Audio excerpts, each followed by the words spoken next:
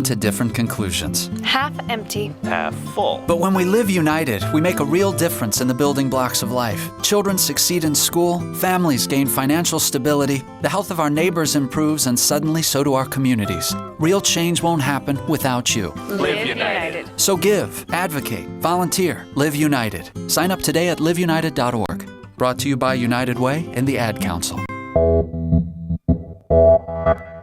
You're listening to WIN, Workers Independent News, a production of Diversified Media Enterprises. I'm Doug Cunningham.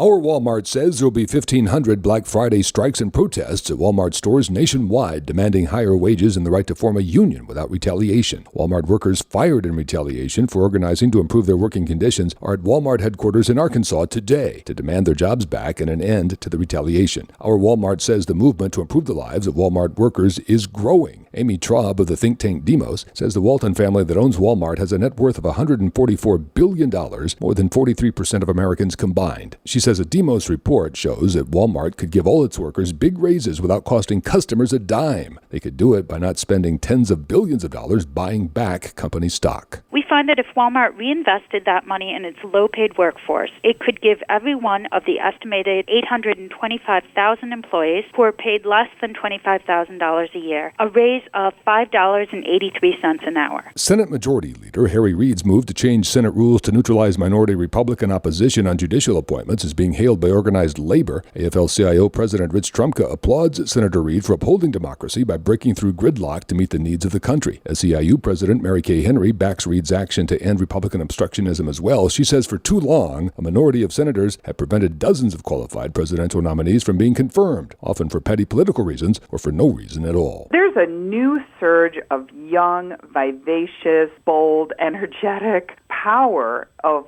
young people on the job, and I think it's redefining the labor movement. Reverend C.J. Hawking of Arise Chicago. Her interfaith worker rights organization is supporting young workers at Unique Thrift Store in Chicago as they organize a union in the face of employer opposition. A union election is set for December 4th as workers decide whether or not to join Workers United SEIU. Reverend Hawking says hundreds of customers of the store supporting the workers' effort to organize signed large poster boards that were delivered to Unique Thrift Store management on Chicago's Sheridan Avenue on Thursday. I think they heard us, but we did find that about 10 minutes after we left the store and we remained gathered out in front, someone ran around back and our poster boards were in the trash. Reverend Hawking sees immense hope for all workers in the vibrant young worker movement. The International Trade Union Confederation, ITUC, walked out of the Warsaw, Poland climate change conference known as COP19 on Thursday. The Labor Confederation joined environmental and developmental groups to protest the lack of responsible action by governments at the conference to seriously tackle the threat to jobs and livelihoods that climate change represents. The ITUC represents 176 million workers in 156 countries and has 325 national affiliates. To help keep WIN's labor news on the radio, donate now at laborradio.org. You've been listening to WIN, Workers Independent News. For more information, visit laborradio.org. American citizens everywhere are demanding and supporting speedy and complete action. Broadcasting from the We Act radio studios in Washington, D.C., heard live across the nation, this is Take Action News with Karl Frisch. Many of the world's great movements of thought and action have flowed from the work of a single man. There is work to be done. The state of our economy calls for action, bold and swift, and we will act. We will take action when action is required.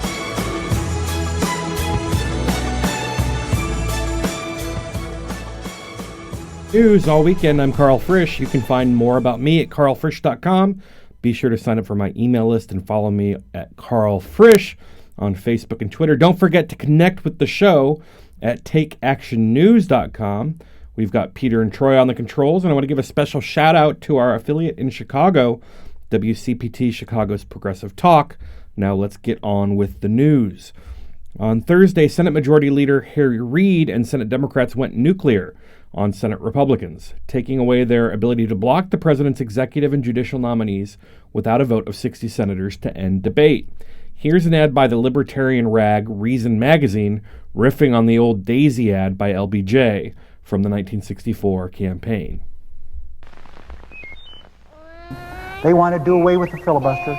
They think they're wiser than our founding fathers. We're going to remember what made this country great.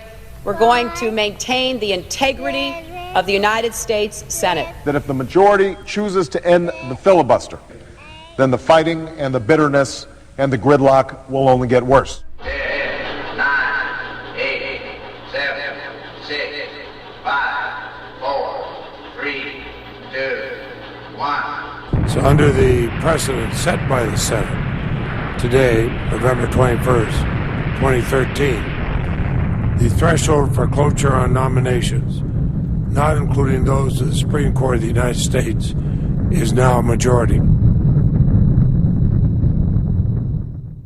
It's hard to imagine anyone producing something more cliched. Hyperbole aside, the change is fairly limited in scope. The Senate only began filibustering presidential nominees in the 1960s, and these types of filibusters were few and far between until the Obama administration. Over the past few years, Senate Republicans have taken to filibustering anything that moves. In fact, they have filibustered more times than any Senate in U.S. history combined. Back in March, the Senate unanimously confirmed intellectual property expert Richard Toronto in the U.S. Court of Appeals for the Federal Circuit, but not before filibustering to bar his nomination for over a year. While the Federal Circuit is an incredibly powerful court, unanimous confirmation would tend to suggest that this was a fairly unobjectionable move. In recent weeks, Republicans have blocked a series of highly qualified female nominees to the Federal Circuit Court, citing concerns about, quote, militant feminism and liberal court stacking. After the Democrats went nuclear, so to speak, Senate Minority Leader Mitch McConnell returned to a party favorite, implying the filibuster change was intended to distract from Obamacare. The American people have been witness to one of the most breathtaking indictments of big government liberalism in memory. And I'm not just talking about a website.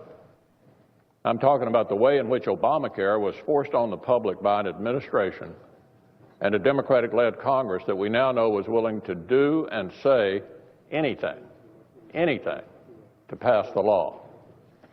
The President and his Democratic allies were so determined to force their vision of health care on the public that they assured them up and down that they wouldn't lose the plans they had, that they'd save money instead of losing it, and that they'd be able to use the doctors and hospitals they were already using.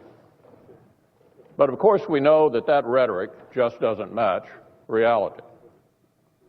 And the stories we're hearing on a nearly daily basis now range from heartbreaking to comic. Just yesterday I saw a story about a guy getting a letter in the mail saying his dog had qualified for insurance under Obamacare. So yeah, I'd probably be running for the exit too if I'd supported this law. That's Mitch McConnell, one of the Senate's most gifted orators. Given GOP's reluctance to confirm any of President Obama's nominees, it's difficult to see this move as any kind of a distraction. The GOP's unique recalcitrance has caused both Reid and Obama to change their minds on the filibuster, and with good reason. But as they say, desperate times call for desperate measures. Here's the president speaking out against the change during his time in the Senate. The American people want less partisanship in this town, but everyone in this chamber knows that if the majority chooses to end the filibuster, if they choose to change the rules and put an end to democratic debate, then the fighting and the bitterness and the gridlock will only get worse. And here's Senator Reid advocating against the elimination of the nomination filibuster. We need to move on. I just want to briefly say that we are following the rules. We believe in following the rules, not breaking the rules. And while it's good to talk about this up or down vote, the fact is to move forward as contemplated by the majority is moving toward breaking the rules to change the rules. That's improper. It will change the Senate forever. That's not good. This, of course, is before Senate Republicans found themselves in the minority and broke the record for filibustering. However, under certain current circumstances, Reid's views have evolved substantially, and with good reason. The American people believe Congress is broken. The American people believe the Senate is broken. And I believe the American people are right. The GOP... For the first time in the history of our republic, Republicans have routinely used the filibuster to prevent President Obama from appointing an executive team or confirming judges. The rule change will make cloture for all nominations other than the Supreme Court a majority threshold vote, yes or no. The Senate is a living thing, and to survive it must change, as it has over the history of this great country. The GOP's filibuster addiction has gotten out of hand, and yes, Democrats will have to abide by these rules should they ever find themselves in the minority. But for all the talk of the Founding Fathers' intentions for the Senate, this is a fairly minor change that really just restores a 200-year norm of subjecting presidential nominees to an up or down vote. Later in the program, we'll talk to someone who's done a lot of work on the subject, the Constitutional Accountability Center's Judith Schaefer. And speaking of so-called militant feminism, in the second hour, NARAL President Elise Hogue, a good friend, will join us to discuss the Women's Health Protection Act, a bill that would actively protect women's reproductive rights against the anti-choice onslaught. And up next, we'll be joined by BuzzFeed's Chris Geidner to discuss the latest on the March for Marriage Equality and what one backwards-thinking Republican governor is doing to block the progress we're seeing. Stay tuned. You won't want to miss it.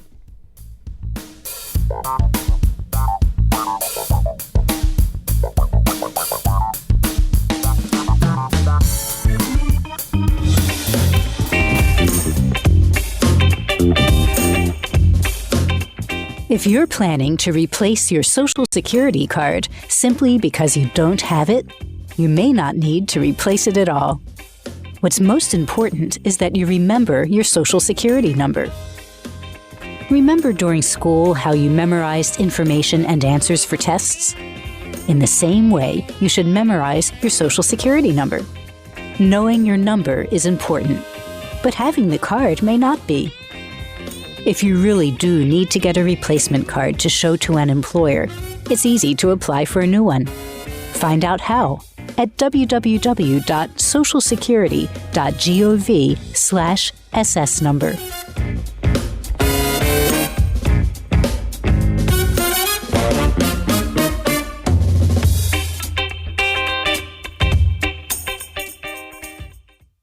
Sergeant Michelle Garcia served meritoriously in Iraq and has the medals to prove it. Soon after leaving the Navy, Lieutenant Chris Scott found a job, a home, and started a family of his own.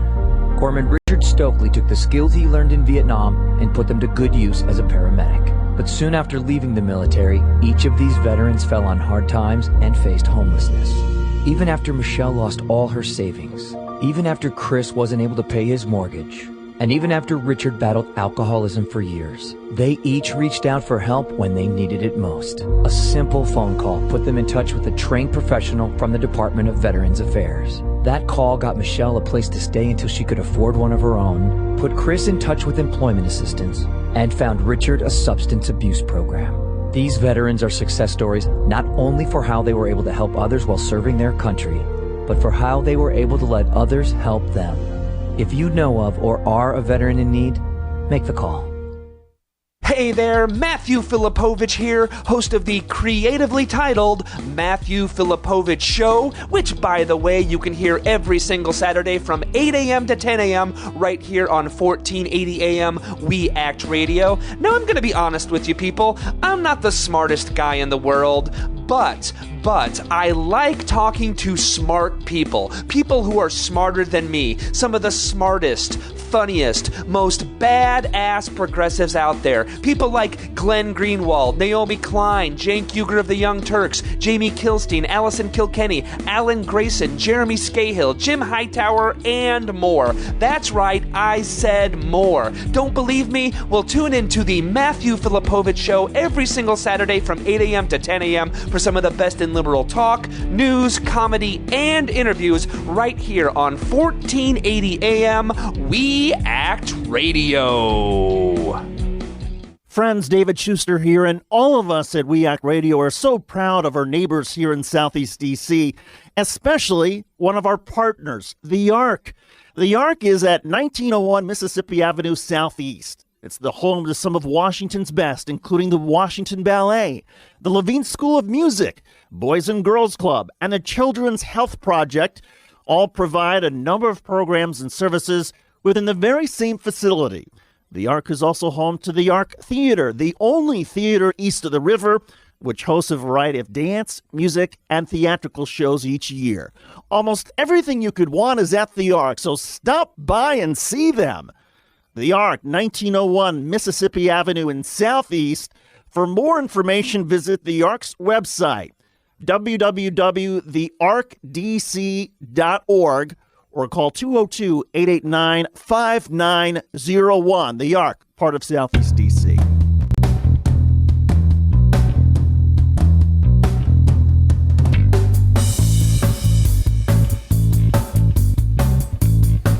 OKLAHOMA, Oklahoma, no gays. Welcome back. This is Take Action News. I'm Karl Frisch. I am hosting the program. I'm not a singer. But I think it was back in September that Oklahoma Governor Mary Fallin announced that she would not give benefits to married same-sex couples in the Oklahoma National Guard. The move was in direct violation of a post-Defense of Marriage Act federal mandate issued by the Pentagon and White House. And after some pushback from the Pentagon, Fallin dug in her heels, denying spousal benefits to any Oklahoma National Guard member. Her justification was somewhat warped, saying, Oklahoma law is clear. The decision reached today allows the National Guard to obey Oklahoma law without violating federal rules or policies. It protects the integrity of our state constitution and sends a message to federal government that they cannot simply ignore our laws or the will of the people. Ridiculous. Joining me now to shed some light on Fallin's legal reasoning and give us an update on some other news out there is BuzzFeed's senior legal editor, Chris Geidner. Chris, thanks for joining us. Hey, how are you doing? I'm doing great. So,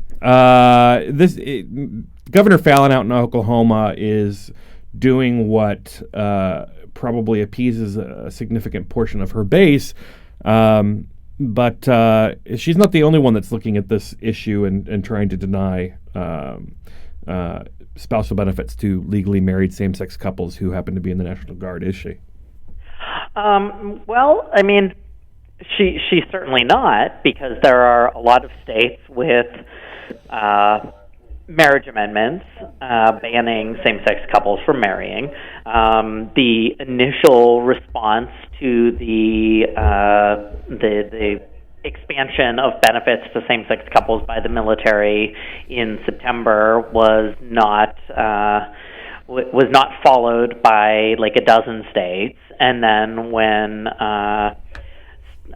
Secretary of Defense Hagel announced that they needed to push back against that, a bunch of them did go and fall in line, but there are still like 5 states that have not. And despite the heat that Governor Fallin is taking for this position, it is probably legally more supportable than the positions that the others are taking. Which is to grant benefits to allow opposite-sex couples to register at state facilities of the National Guard, but not same-sex couples. Because that's the way it works, right? You register at a Guard facility to receive your benefits. And what they're registering for is to be entered into DEERS, the Defense Department's basically ID card system, as a spouse.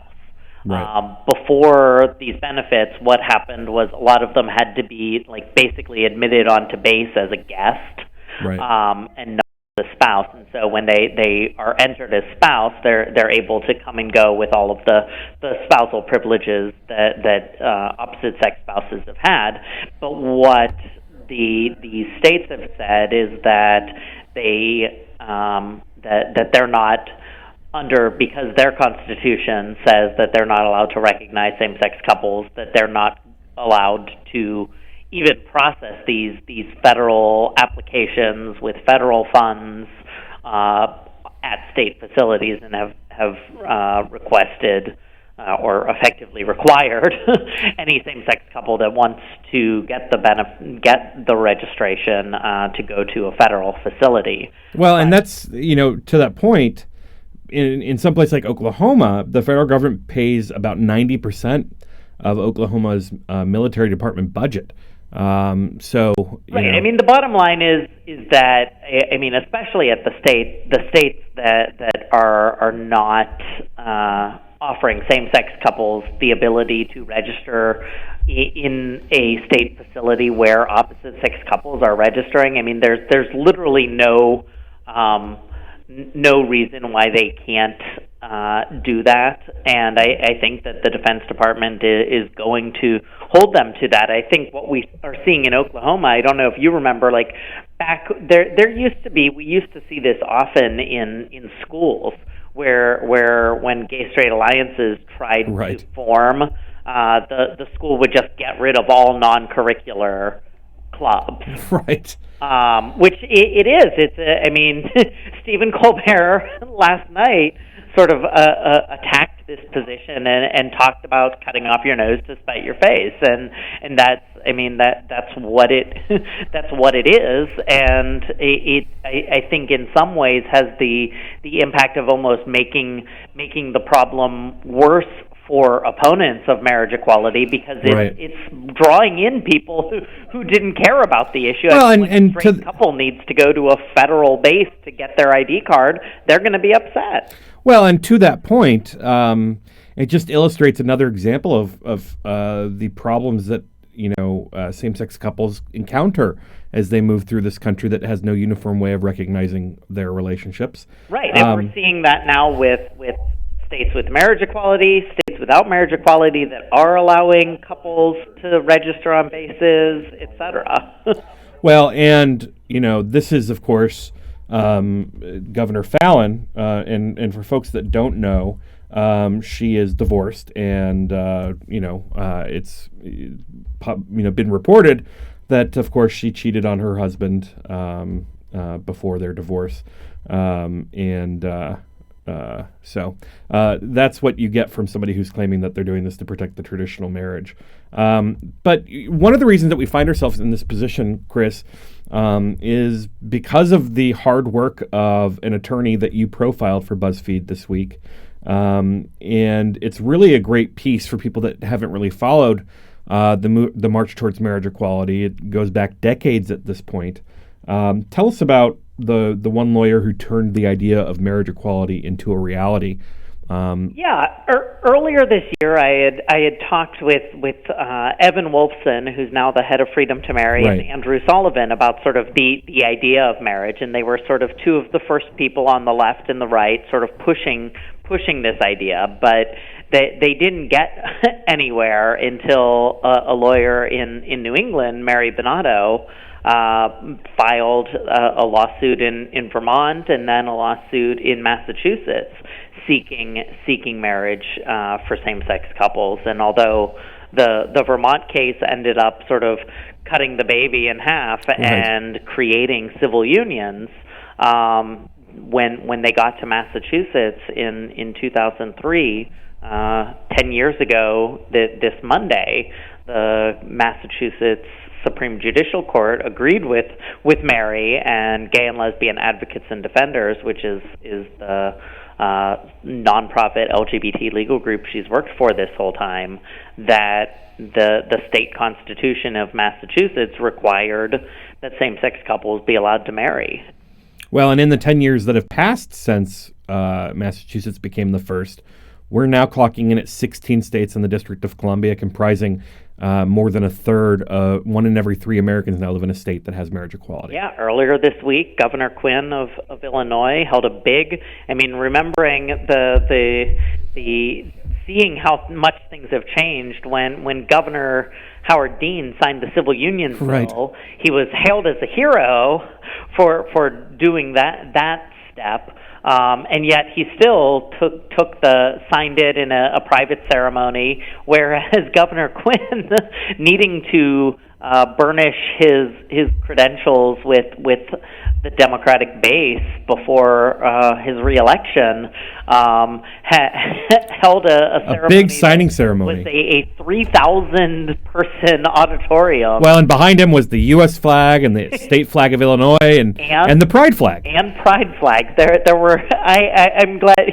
you are a person who, like me, can appreciate the shock of when I first saw the photo of the stage setup and saw the governor signing a marriage equality bill with literally an array of pride flags behind him. Well, and Chris, that's why I like the framing that you put on this profile of Mary Bonato as the idea of marriage. You know, I'm 35 years old, and when I was growing up, and we've got like a minute left, marriage was not part of the equation that I saw for myself in life. Yeah, it didn't even occur to me. This is what I said when talking with another reporter earlier this week, was that I mean, so much has happened in the last year that it's really important for people to understand that the last year would not have happened without the decade before it and the decades before that. Right. Every piece has been, important to the next. And, we're going to be shocked where we are in a year from now. Really quick before I let you go, we've got like 40 seconds left. The National Organization for Marriage had a horrible year in 2012. They lost 4 state marriage amendments, and we've seen a bunch of states come online with marriage equality, and they ended the year in $1 million deficit. Tell us about it. Yeah, they had gone from promoting themselves all over the place to basically spending more than $1 million in each of those 4 November ballot initiatives and losing them all. Most of their money came from a handful of donors, and the organization overall, between its education and advocacy arms, was $1 million in the red after 2012, and then they spent the beginning of 2013 fighting in Rhode Island and elsewhere, and it's going to be really interesting when we see. I can't imagine that they're going to do any better. Chris Geidner, BuzzFeed, thanks so much for joining us and bringing us up to date on the fight for marriage equality. Thanks. Alrighty, this is Take Action News, and we'll be right back.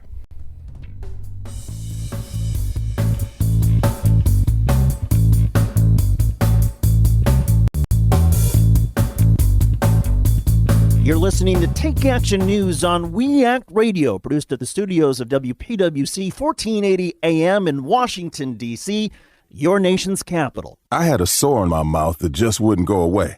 And after a couple of weeks, I went to my doctor. A sore, lump, or thick patch in your mouth or throat could be a symptom of oral cancer. My doctor told me I was smart to come in. He said that oral cancer is more common in African American men than in any other group in the U.S. It turns out I did have oral cancer, but it was caught early and my treatment was successful. I'm glad I got it checked. That probably saved my life. If you're an African American man, you need to know about oral cancer. Visit a doctor or dentist if you see changes in your mouth that don't go away after 2 weeks. It's important to get an oral cancer exam, because if you do have cancer, the earlier it's caught, the better. A message from the U.S. Department of Health and Human Services, National Institutes of Health.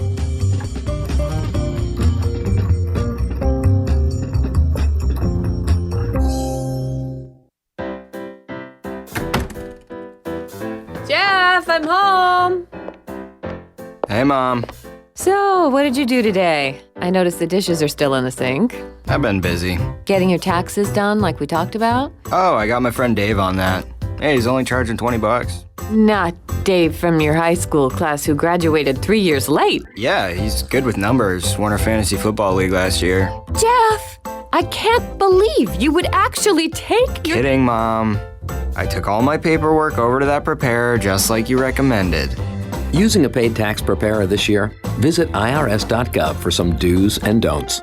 Like, look for a preparer who has a preparer tax ID number and signs your return. Check out their qualifications and review your tax return before you sign it. Oh, Jeff, why do you do this to me? Mom, you're just so easy. irs.gov. It's the best tax tip of all. You know, this used to be a good neighborhood. Now it's a mess. You got all these polyps running around. Stick it in the devil.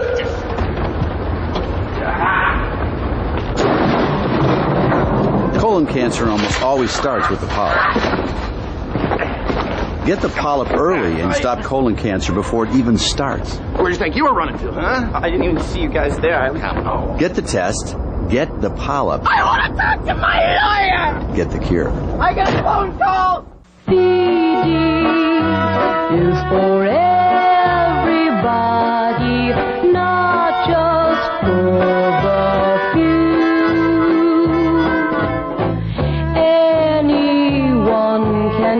LVD with someone nice as you. If you're curious or confused, get information or a pamphlet at most pharmacies or a health clinic. If you need help, see a doctor. Would you like to secure stable employment, affordable, high-quality child care, or an opportunity to serve your community through meaningful volunteer and internship experiences? If so, UPO is the place for you. Hello, I'm Andrea Thomas, Vice President of Administration and Chief of Staff for UPO. As the Community Action Agency for Washington, D.C., UPO has proudly served the residents of Washington for the past 50 years. Annually, we impact the lives of nearly 100,000 Washingtonians, 100,000 people advancing their education, securing employment, maintaining housing stability, and investing in their communities through volunteerism. Our vision is a Washington of thriving communities and self-sufficient residents. To learn more about our services and how you can partner with us or donate, visit us at www.upo.org. UPO, where we are uniting people with opportunities.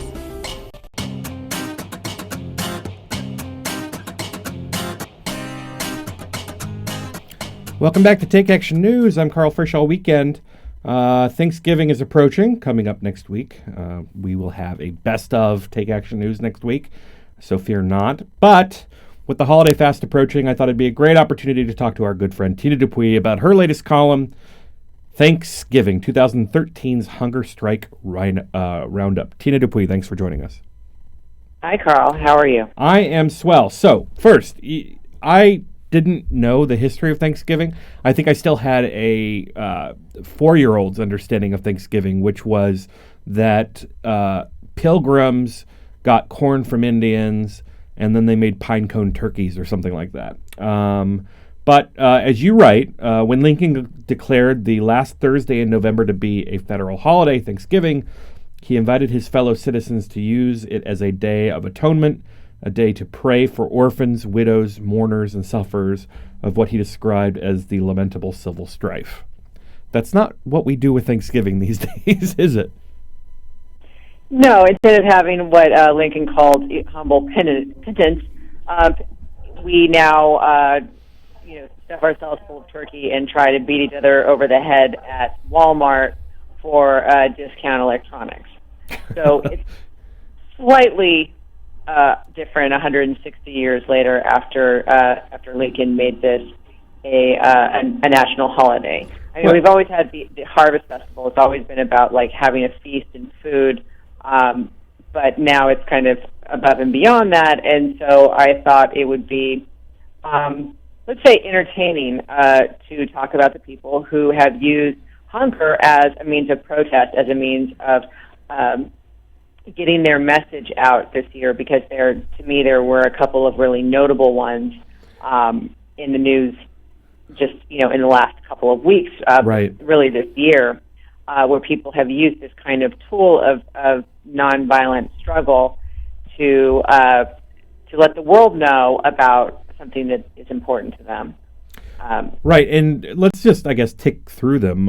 You kind of have a countdown of some of the major ones, and I'm sure folks have heard of some of these. Some of them they won't be too familiar with. Let's hit number one, California prison inmates. What happened there? And it was fairly large, right? It was the largest in California history. There are over 81,000 prisoners that are held in indefinite solitary confinement in the United States, which the international community has deemed as torture, the psychological torture, especially because, when you are held in long-term solitary confinement and not able to talk or be around other human beings, it really does psychologically torment you. So there, of those 81,000 prisoners, 11,000 are in California alone. And so there was a solidarity strike, all over hunger strikes that lasted over 2 months, not only in Pelican Bay, which is a supermax prison that was actually designed specifically to keep prisoners in isolation, but all over California. And after a 2-month hunger strike that was pretty severe, they finally they were promised legislative hearings because of their hunger strike. Well, and in some cases, we were hearing about forced feedings, right? The forced feedings were really at Guantanamo. That was where, there were, there's like 166 men who are currently being held in Guantanamo, and you have 90, I think it was like 93 who have been cleared. They're not prisoners. They're not terrorists. They pose no threat to the United States whatsoever, and they've been cleared for release, but they are in limbo, and they're still in Guantanamo Bay, and they haven't been. Nothing has happened with them. So, in the peak in July, there were 106 of the 166 men who were being held in Guantanamo not eating, and so they were being force fed through tubes up their nose forcefully, and it's really painful and not very pretty. But as the president said, he doesn't want these people to die, so they were, instead of letting them, instead of giving them their rights, we have this offshore gulag where people are not only not able to leave, even though they've been found by the American government to not pose a threat to the United States. They're also not allowed to forego food. It's basically really a dark spot on our record in America on human rights. And then you get into the Iranian dissidents. Right. Well, this is a really complicated story, but basically, they call it a camp, Ashraf, which is in Iraq. I know that we have a history of confusing Iraq and Iran, but there are the dissidents who are about 1,000 of them have been living in a camp in Iraq. The Iraqi Special Forces went in there on September 1st, so the kind of international community was all focused on whether or not we were going to invade Syria. The Iraqi Special Forces went in there and basically executed 52 prisoners, many of them with their hands behind their backs. There were 7 people taken hostage by Iraqi Special Forces, and they've been kind of shipped around.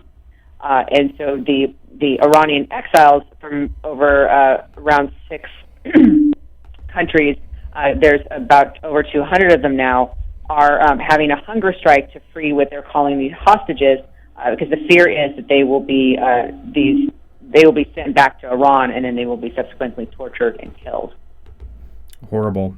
And of course, you've also got immigration protesters who have been part of fasting in front of anti-illegal immigration hardliner Gary Miller's office in the Inland Empire of California.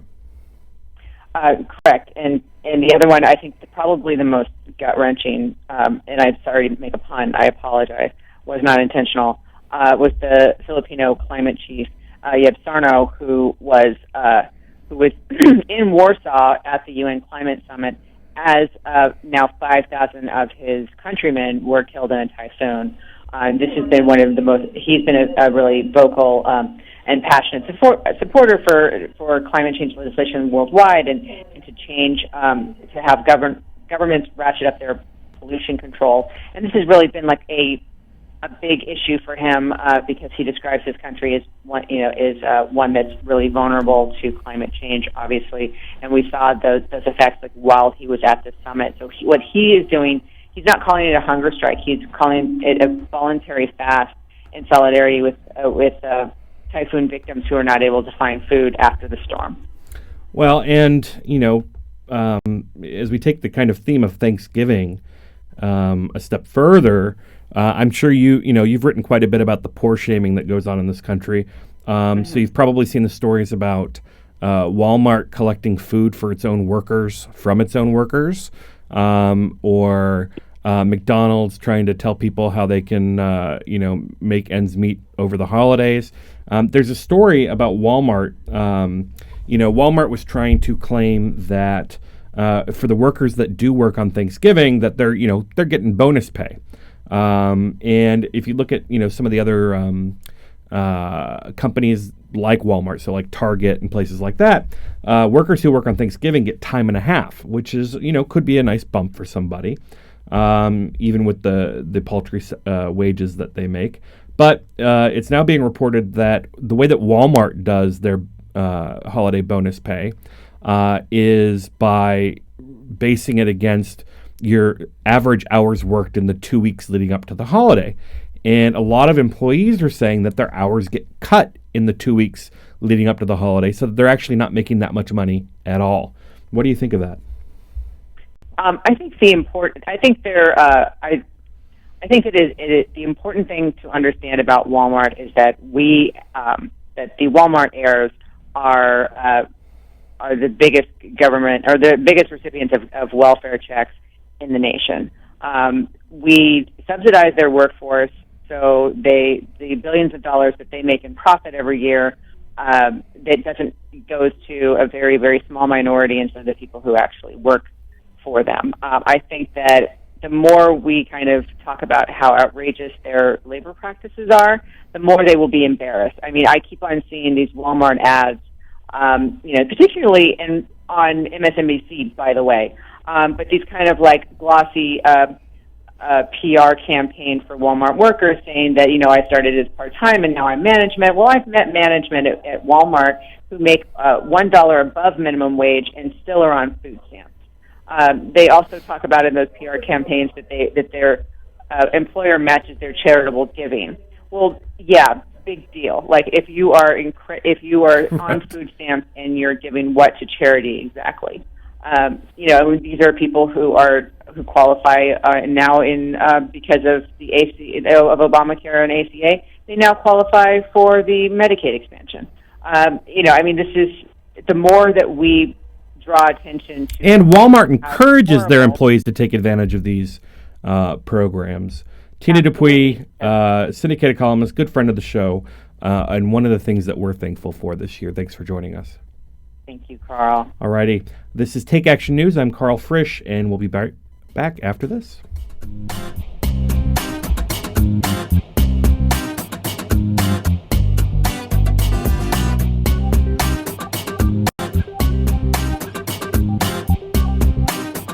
Say you want to go to college. Yay! A Big Ten college.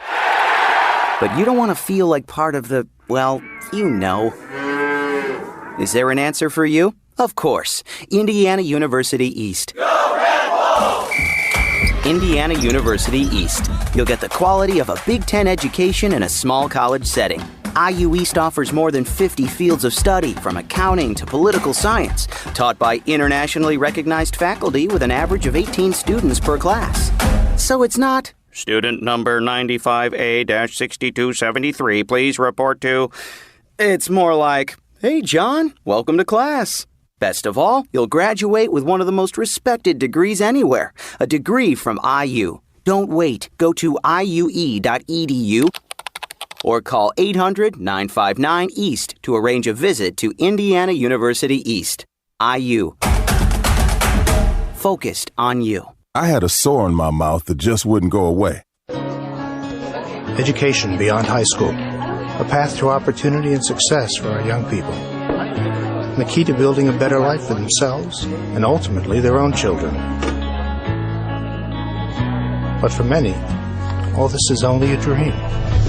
Because the challenge of paying for education beyond high school seems to put this opportunity out of reach. But there is an organization that can help.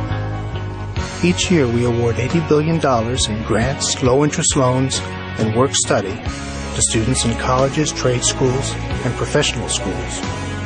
We are Federal Student Aid, part of the U.S. Department of Education. You can learn more by logging on to federalstudentaid.ed.gov. We may be able to help you realize your dreams, so don't get left behind.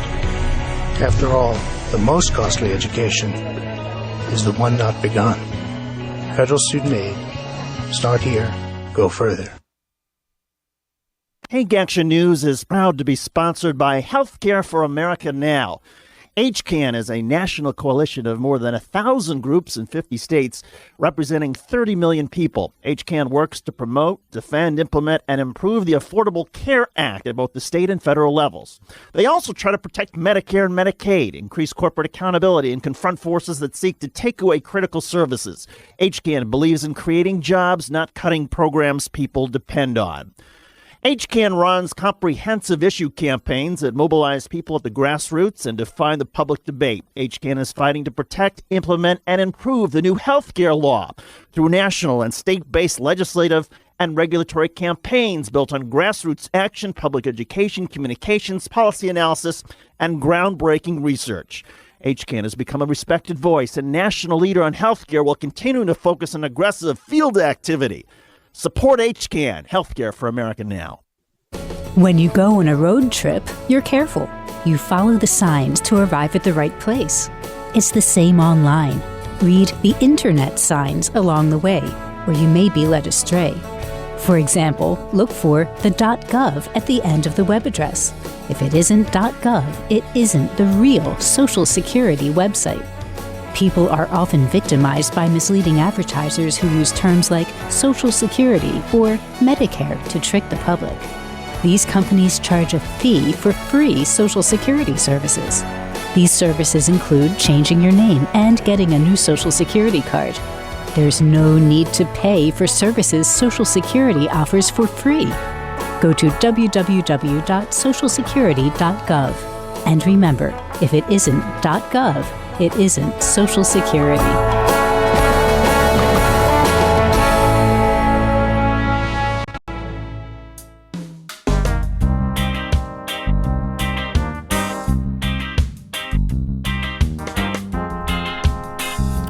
Welcome back. Take Action News here. I'm Karl Frisch. So 2016 just can't come quick enough for Beltway reporter types. Earlier this month, the New Republic's Noam Scheiber set off a media frenzy with his essay arguing that Elizabeth Warren, the senator from Massachusetts, senior senator, might pose a very real threat to Secretary of State Hillary Clinton's 2016 presidential aspirations. Scheiber based his prediction on a batch of polling data suggesting that Democratic voters were increasingly populist, wary of Wall Street, and anxious for reform. Here with me to explain some of the flaws in Scheiber's conclusion is the founding editor of Pollster.com and current polling editor at Huffington Post, Mark Blumenthal. Mark, thanks for joining us. Thanks for having me on, Karl. All right. So I've been saying for a couple weeks now that the media is going to be obsessed with finding somebody to put up against Hillary because of the last two, kind of history-making presidential cycles where we've had extremely competitive primaries with no clear necessary nominee. They're going to want that again. What do you think of Noam's theories in the New Republic? Well, I mean, you start with the point that the election's 3 years away. The Iowa caucuses are 2 years away. No one's declared for the Democratic nomination. We don't know for sure if Hillary's going to run, and so on. This is all good fun, and we're talking about it, and cable news is talking about it, but, we don't want to get ahead of ourselves. The problem with the theory is that the vast majority of Democrats like Hillary Clinton, and probably about half, or at least in a survey we did, a little more than half, say that they're ready to support her no matter who runs. That's not that far off from what she won last time. I think the biggest problem with the theory, and it's not something we wrote, it was observed by others, if you take away, Hillary Clinton lost to Barack Obama by about 100 delegates when all push, when push came to shove.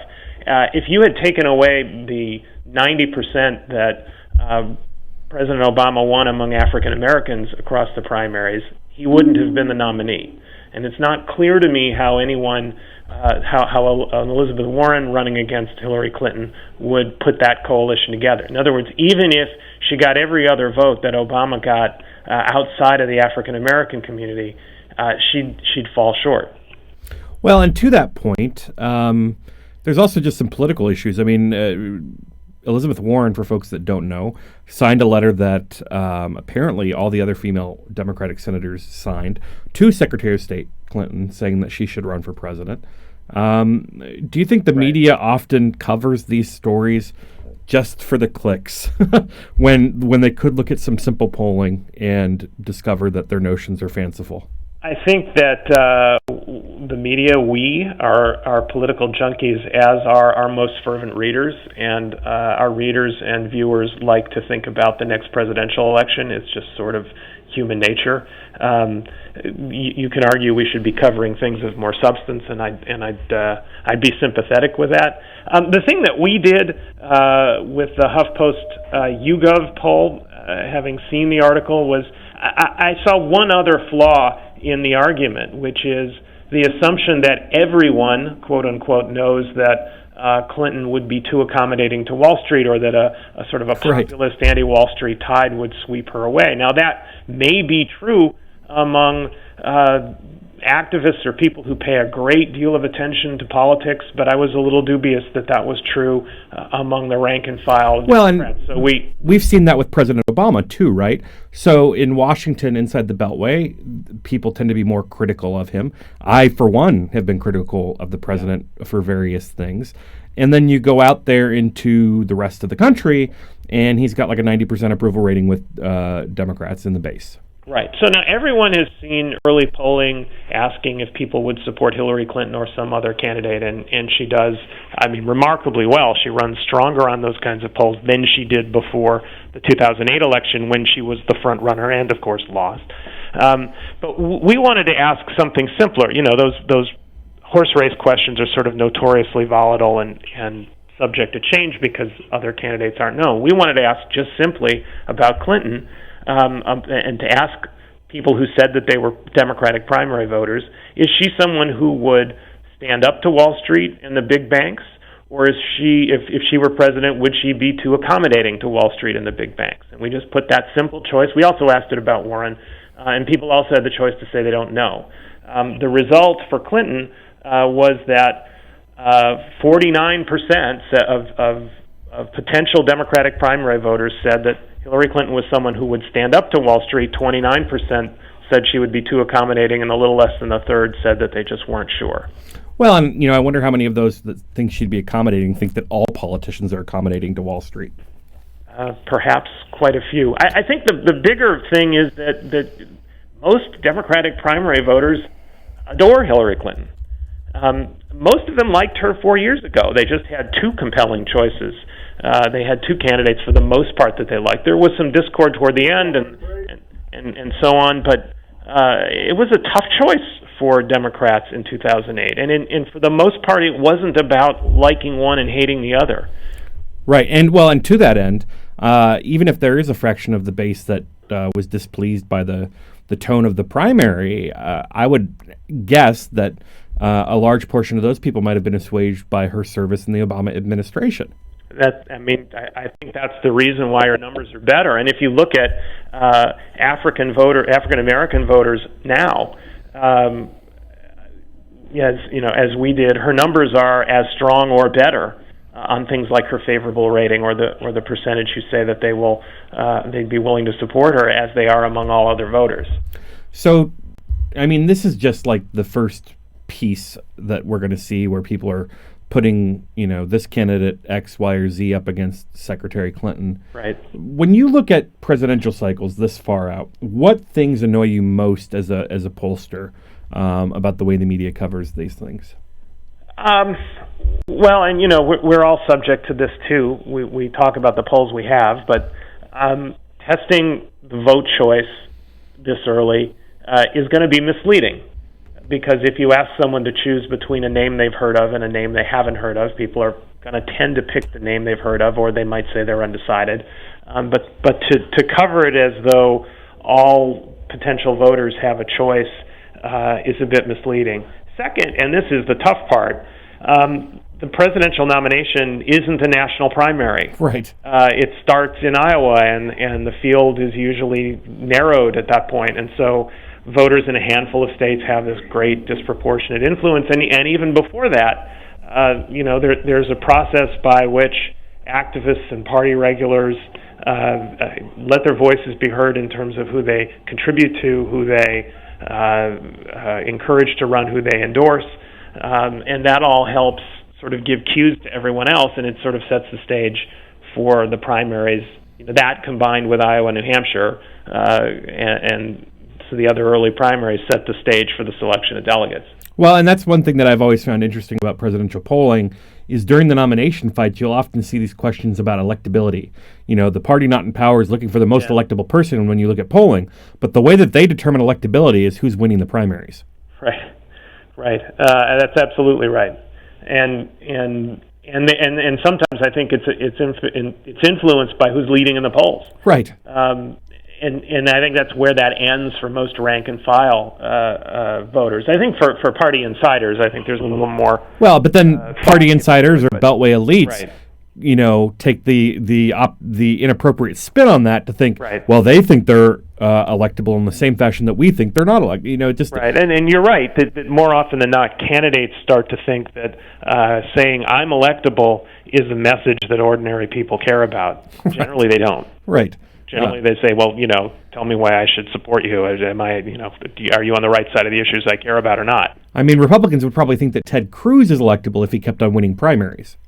Perhaps. I mean, I think when you look at if a voter looks at a presidential candidate and says this person meets my threshold for being qualified and takes stands on issues that I agree with, that's enough.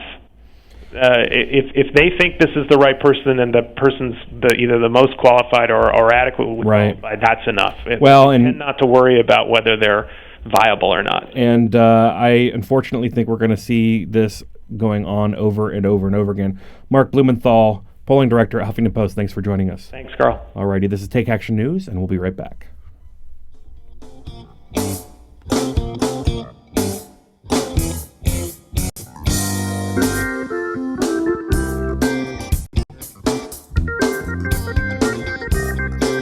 I'm Gary Johnson, former governor of New Mexico. Last year, my state became the 12th state to allow medical use of marijuana by patients who are seriously ill. Some people were surprised that a Republican governor supports medical marijuana, but I'm hardly alone. Groups like the American College of Physicians, American Nurses Association, and American Public Health Association have all acknowledged the medical value of marijuana. New research about medical marijuana is coming out almost every day, showing remarkable potential in all sorts of serious conditions, including cancer, AIDS, and chronic pain. But some in government still want to put politics and ideology ahead of public health. To learn more about medical marijuana and what you can do to help, contact the Marijuana Policy Project at 1-877-JOIN-MPP or visit them on the web at mpp.org. Thanks. You're listening to We Act Radio, WPWC 1480 AM, broadcasting live from Martin Luther King Jr. Avenue in D.C. You're listening to WIN, Workers Independent News, a production of Diversified Media Enterprises. I'm Doug Cunningham. Our Walmart says there will be 1,500 Black Friday strikes and protests at Walmart stores nationwide, demanding higher wages and the right to form a union without retaliation. Walmart workers fired in retaliation for organizing to improve their working conditions are at Walmart headquarters in Arkansas today to demand their jobs back and an end to the retaliation. Our Walmart says the movement to improve the lives of Walmart workers is growing. Amy Traub of the think tank Demos says the Walton family that owns Walmart has a net worth of $144 billion, more than 43% of Americans combined. She says a Demos report shows that Walmart could give all its workers big raises without costing customers a dime. They could do it by not spending tens of billions of dollars buying back company stock. We find that if Walmart reinvested that money in its low-paid workforce, it could give every one of the estimated 825,000 employees who are paid less than $25,000 a year a raise of $5.83 an hour. Senate Majority Leader Harry Reid's move to change Senate rules to neutralize minority Republican opposition on judicial appointments is being hailed by organized labor. AFL-CIO President Rich Trumka applauds Senator Reid for upholding democracy by breaking through gridlock to meet the needs of the country. SEIU President Mary Kay Henry backs Reid's action to end Republican obstructionism as well. She says for too long, a minority of senators have prevented dozens of qualified presidential nominees from being confirmed, often for petty political reasons or for no reason at all. There's a new surge of young, vivacious, bold, energetic power of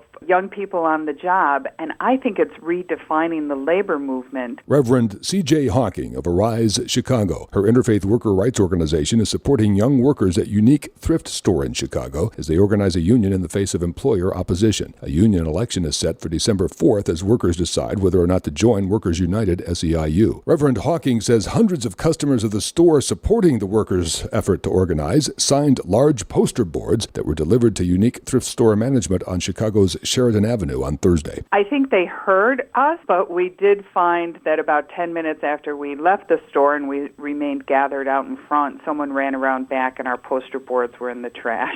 Reverend Hawking sees immense hope for all workers in the vibrant young worker movement. The International Trade Union Confederation, ITUC, walked out of the Warsaw, Poland climate change conference known as COP19 on Thursday. The Labor Confederation joined environmental and developmental groups to protest the lack of responsible action by governments at the conference to seriously tackle the threat to jobs and livelihoods that climate change represents. The ITUC represents 176 million workers in 156 countries and has 325 national affiliates. To help keep WIN's labor news on the radio, donate now at laborradio.org. You've been listening to WIN, Workers Independent News. For more information, visit laborradio.org. Over 13 million people are affected by famine, war, and drought in the Horn of Africa. Unfortunately, just listening to this commercial won't help them. Just listening won't give them their next meal, or shelter, or hope. You can help by texting GIVE to 777-444 to donate $10, and by going to usaid.gov/FWD to forward the facts. Brought to you by the Ad Council and USAID. Text donations go directly to Consortium of Humanitarian Relief Organizations. Standard text and data rates apply. As we approach our annual feast of Thanksgiving, please join me in expressing our nation's deepest, heartfelt feelings for an extra special group of America's farmers. That raspberry goes out to the 50 billionaires who've been farming the U.S. Farm Subsidy Program for years, harvesting a cornucopia of taxpayer cash for themselves or their corporate empires. The diligent watchdogs of the Environmental Working Group match their own farm subsidy database with the Forbes 400 list of richest Americans to unmask these Gucci-wearing old McDonald's. E-I-E-I-O, what a ripoff! Among the richest of these faux farmers are 3 Walmart heirs whose personal wealth totals $100 billion. Then there's investment huckster Charles Schwab, sitting on a $5 billion wad of wealth, yet pumping $500,000 worth of rice subsidies into his California duck hunting resort. Also, corporate takeover artist Henry Kravis, who has amassed some $5 billion in wealth, took more than $1 million from us to subsidize safflower, sunflower, and other crops raised on 2 of his ranches. Especially jarring is the presence of such multi-billionaire right-wingers as oil and entertainment tycoon Philip Anschutz and nuclear waste mogul Harold Simmons. They've expressed disdain for government spending on poor people and other, quote, takers, yet they've gladly taken more than $500,000 each in farm payments. Actually, the working group's tally understates the total haul by these mega-rich tillers of our public treasury. Many also harvest crop insurance subsidies, but Congress has dutifully outlawed disclosure of these names to the public, even though it's our money they receive.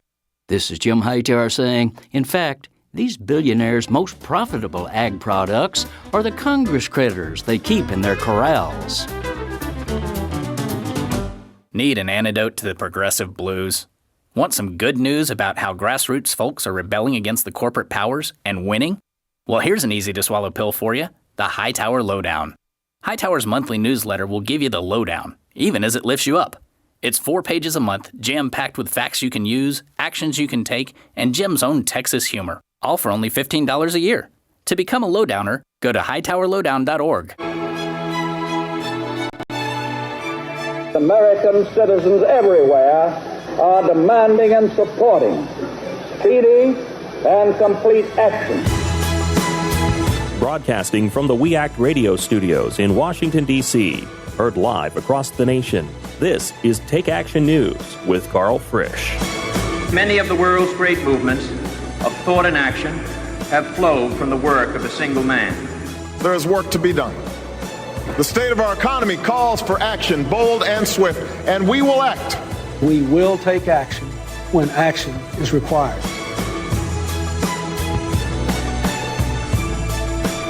Welcome back. Take Action News, Hour 2 here. I'm Karl Frisch. All weekend, more about me at karlfrisch.com. That's KarlFrisch.com.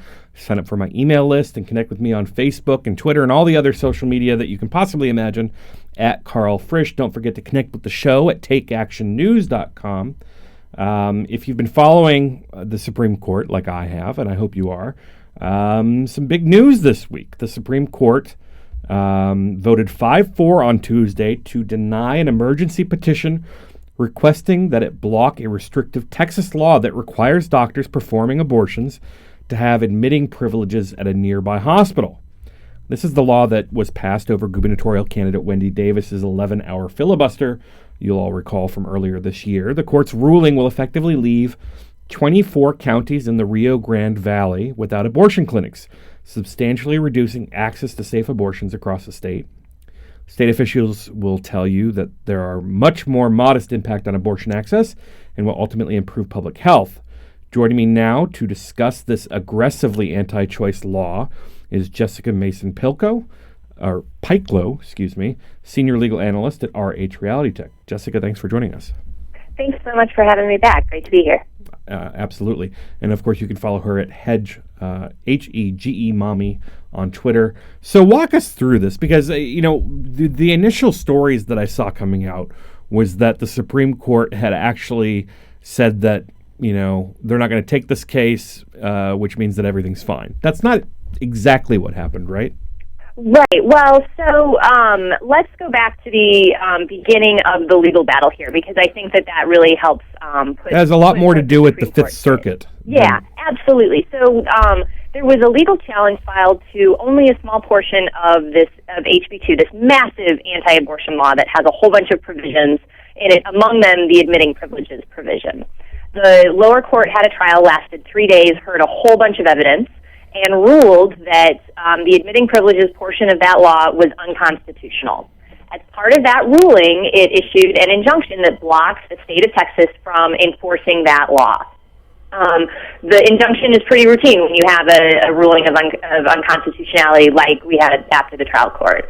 Immediately, Texas Attorney General appealed, and as part of that appeal, not just to the decision... And the Attorney General, by the way, is the man that's going to be facing off against Wendy Davis in the governor's race.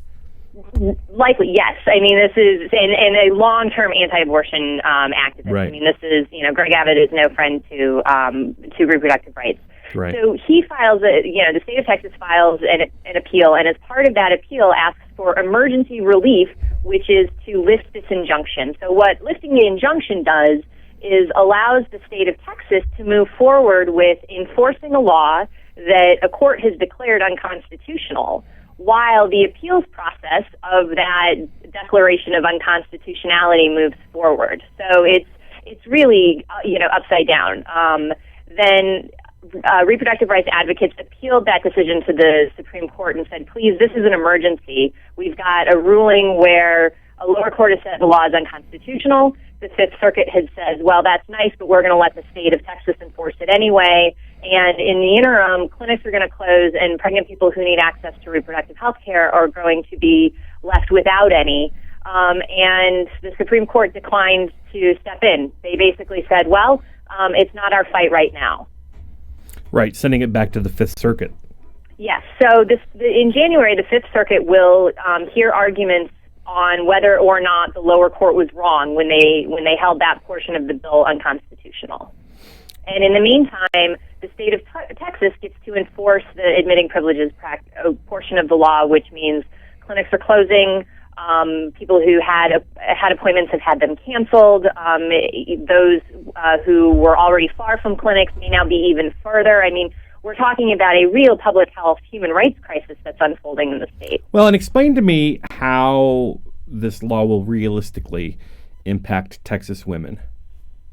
Well, so the requirement is that any physician who performs abortion must have hospital admitting privileges at a nearby hospital.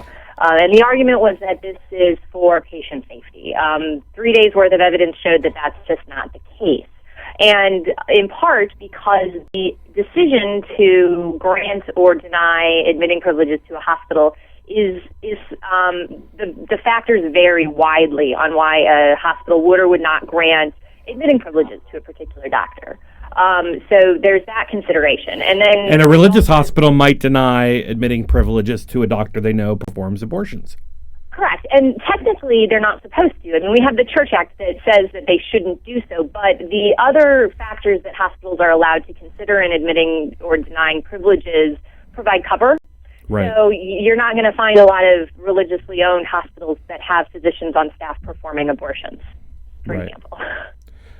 So there's that part of it, and then there's also the reality, and doctor after doctor testified to this, that admitting privileges have very little to do, if anything, with the delivery of good care. Emergency rooms would not be turning away patients in the event that they had a situation that required care immediately. Doctors don't abandon patients the way that the legislators who promoted this bill suggested they did. So there was a lot of false claims about patient safety that the evidence just didn't bear out. The Fifth Circuit didn't seem very interested in that, though. Well, and part of the reason that this is so crazy is that the right here, the folks against women's access to this kind of care, really doesn't see any point in sticking to the facts. I mean, we've heard the craziness that has come out of some of these state legislators as this bill was debated. Absolutely. And I think even what we're seeing in decisions from the court is for those courts that may be more willing to support abortion rights, even the trial court in the Texas case, for example, there's still a willingness to put restrictions on women or people accessing that care in terms of, ultrasound requirements or restrictions on the kinds of care that they can get. But the real concern was over closing clinics and closing healthcare centers, and that is evidence that is really, really difficult for the right to fake. And they time and time again said that we don't have any evidence that these admitting privileges requirements are going to close hospitals. That's not what their intentions are. But clearly, that is what the intentions are, and they know that that's the case, as we can see by the Attorney General's strategy with the Fifth Circuit and the Supreme Court. Well, their only goal is really to shut these things down, and we're going to have to keep following this story as women's health care rights are constantly under attack in these dark red states. Jessica Mason-Pikelow from our good friends at RH Reality Check, thanks for joining us. Thank you so much. Alrighty, and when we come back, we are going to be chatting about Senator Kirsten Gillibrand's plan to combat military sexual assault and what its latest progress is in the Senate. So stick around. We'll be talking to Zoe Carpenter, a reporter from The Nation. We'll be right back.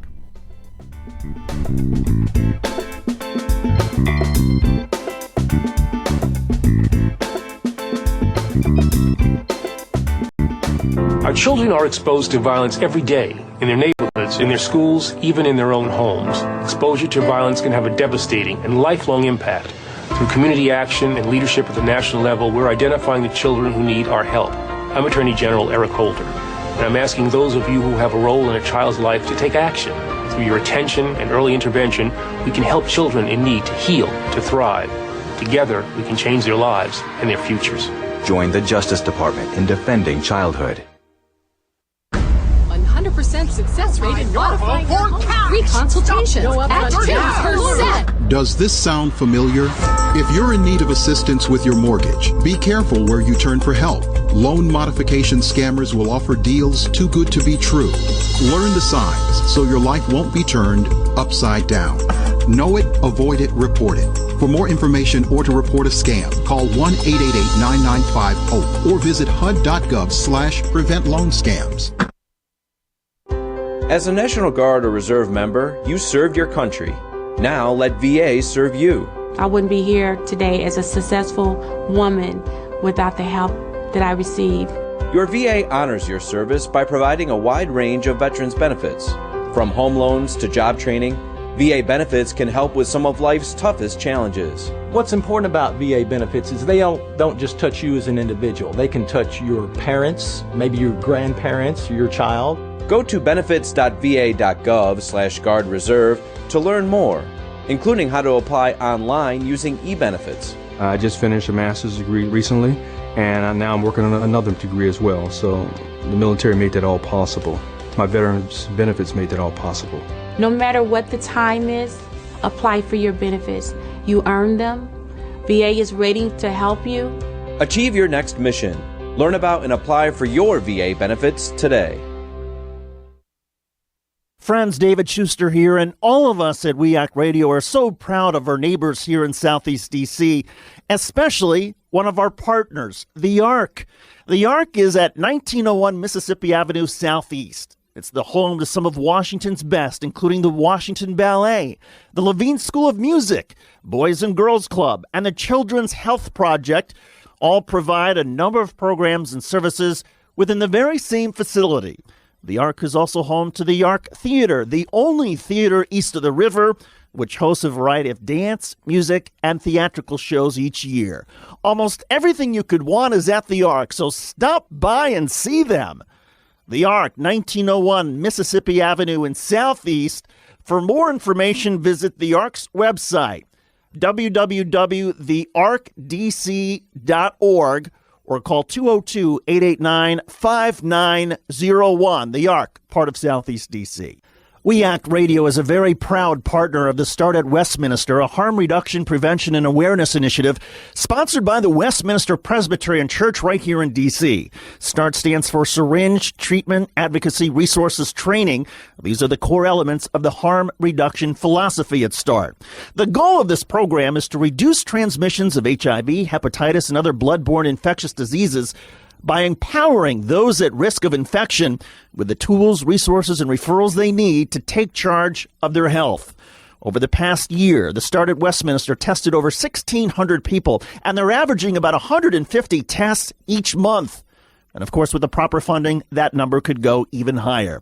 For more information on this terrific program, go to www.startatwestminster.org. Or visit the Westminster Presbyterian Church, 400 I Street Southwest, right here in Washington, D.C.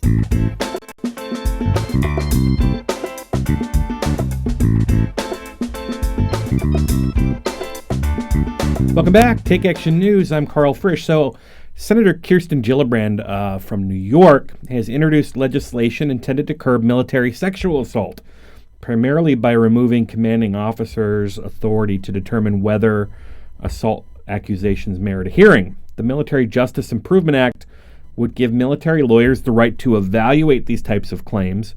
Zoe Carpenter of The Nation wrote a fantastic piece this week exploring some of the dissenting views within the Department of Defense and, importantly, the strict norm of supporting the military's hierarchy. Zoe, thanks for joining us.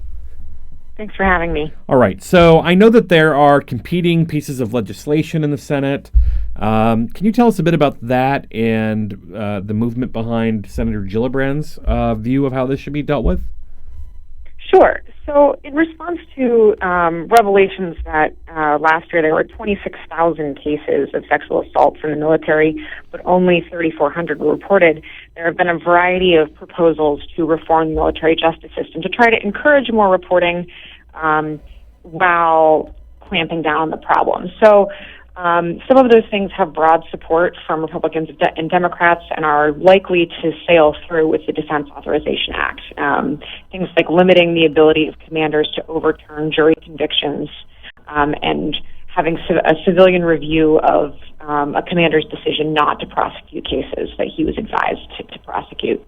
However, there's a split, which is not along party lines, over Gillibrand's proposal, which is, as you said, to take commanders' authority away when it comes to prosecuting these cases.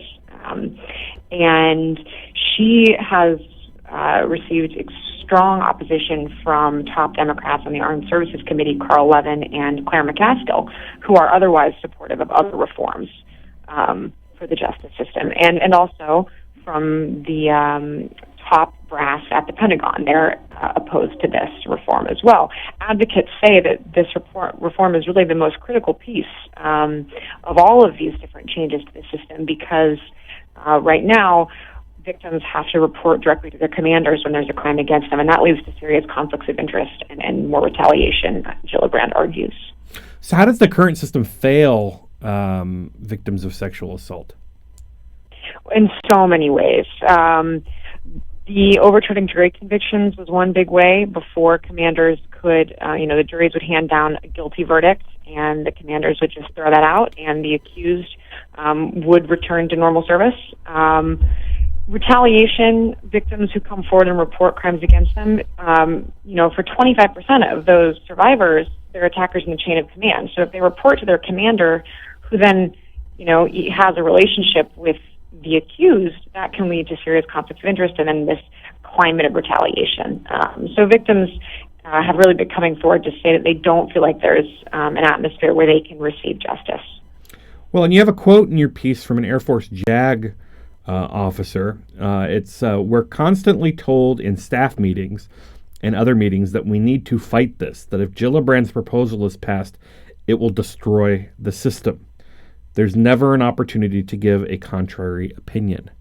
What did this person mean by that?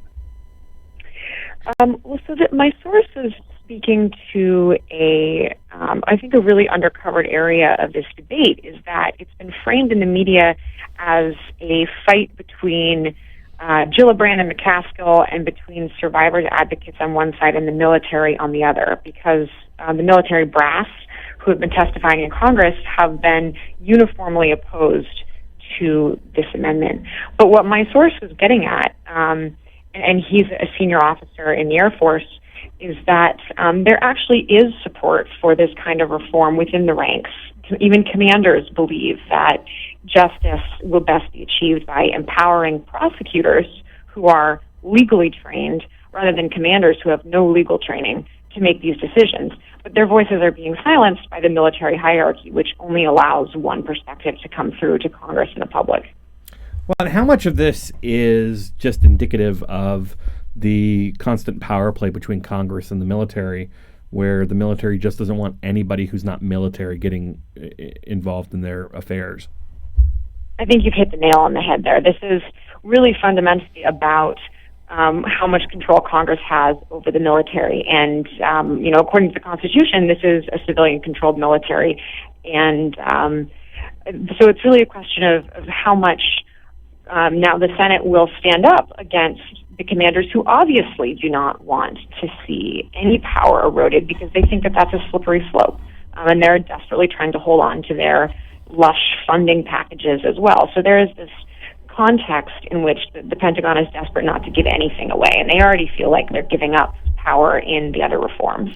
So where do you think Claire McCaskill's opposition comes from? I mean, she's relatively new to the Senate, maybe by a year or two newer than Senator Gillibrand, and she's kind of taking on the role of the Hawks here. Right. I think she is. I think she sees the military side on this, and I don't know. I don't have enough information to really speculate why that is. I don't know if she hasn't been speaking to the kinds of sources that I did within the military who are pro-reform. She said, if we don't pass this reform and nothing changes in the next few years, then we can reconsider it. But the survivors advocates community says, but that's too long. We can't wait another 2 or 3 years. Right, and how many people are getting sexually assaulted every year? 26,000. So that'd be another upwards of 75,000 people. Right, and McCaskill has already said, she's also pointed out, look, things are improving, the commanders are really invested in changing this now, but that's because the public eye is so focused on them. What happens in... Right, I mean, the 26,000 figure is within the current system. Imagine how many women are not reporting these incidents because of the way that they're handled. Mm-hmm. Exactly. Only 3,400 reported last year. Right. Where do you see things going from here? Well, a lot of it is tied up in procedural issues right now. Gillibrand currently has 53 supporters who have publicly come out for her reform as an amendment to the Defense Authorization Act. And the Republicans held up that bill this week for a number of reasons. They wanted to put various amendments onto it relating to sanctions on Iran and, health care. And so it was hoped that would pass before Thanksgiving, but now it will have to be taken up after the recess. And is there any hope in the House for any movement? There are various reforms circulating through the House. It seems like Gillibrand's amendment would have a tougher time passing the House. And then the president hasn't made any indication of whether he would support it, I would be very surprised if it passed. Well, and House Republicans blocked the Violence Against Women's Act. I hardly see them even bothering to take this up. Well, I think that's... I would be surprised as well if it passed the House, but I do think the fact that there is such bipartisan support behind the amendment is significant. We have people like Ted Cruz and Rand Paul in the Senate who are supportive of Gillibrand's amendment. So it really does complicate a lot of our assumptions about what will and will not pass the Republican-controlled House. Well, and how much of that is the type of Republican that would be drawn to something like this is the kind of Ron Paul kind of Republican who's against military entanglements whatsoever and sees an opportunity to perhaps weaken the military. Yes, or if not weaken the military explicitly, at least to sort of assert their libertarian position, a sort of anti-establishment position, right. Again, asserting the break between the conservative the conservative GOP, the old school conservatives, and the Tea Party wing. So I think it could be used as another display of that power struggle. I don't know if their support for the amendment is really sincere support. I don't know. Do you think Senator Gillibrand is getting a political benefit to pursuing this issue as well? Sure. She has become extremely high profile through this whole debate, and but I wouldn't speculate that she's doing it purely for political purposes, but she certainly has gotten a lot of good press over this. Well, we're going to have to keep following this legislation. I know that it's been a long time coming. Zoe Carpenter from The Nation, thanks for joining us and chatting with us about this. Thank you so much for having me. And as we get into the next part of this hour, we're going to be chatting with Elise Ho, good friend and president of NARAL Pro-Choice America, about the Women's Health Protection Act, which, as far as I'm concerned, we really need to get that passed. And we'll be back with her after this break. I'm Karl Frisch. This is Take Action News, and we'll be right back.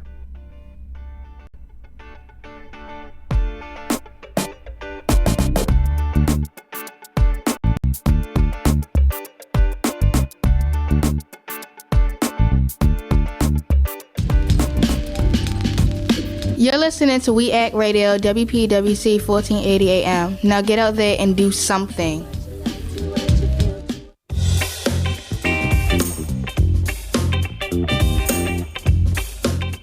If you're planning to replace your Social Security card simply because you don't have it, you may not need to replace it at all. What's most important is that you remember your Social Security number.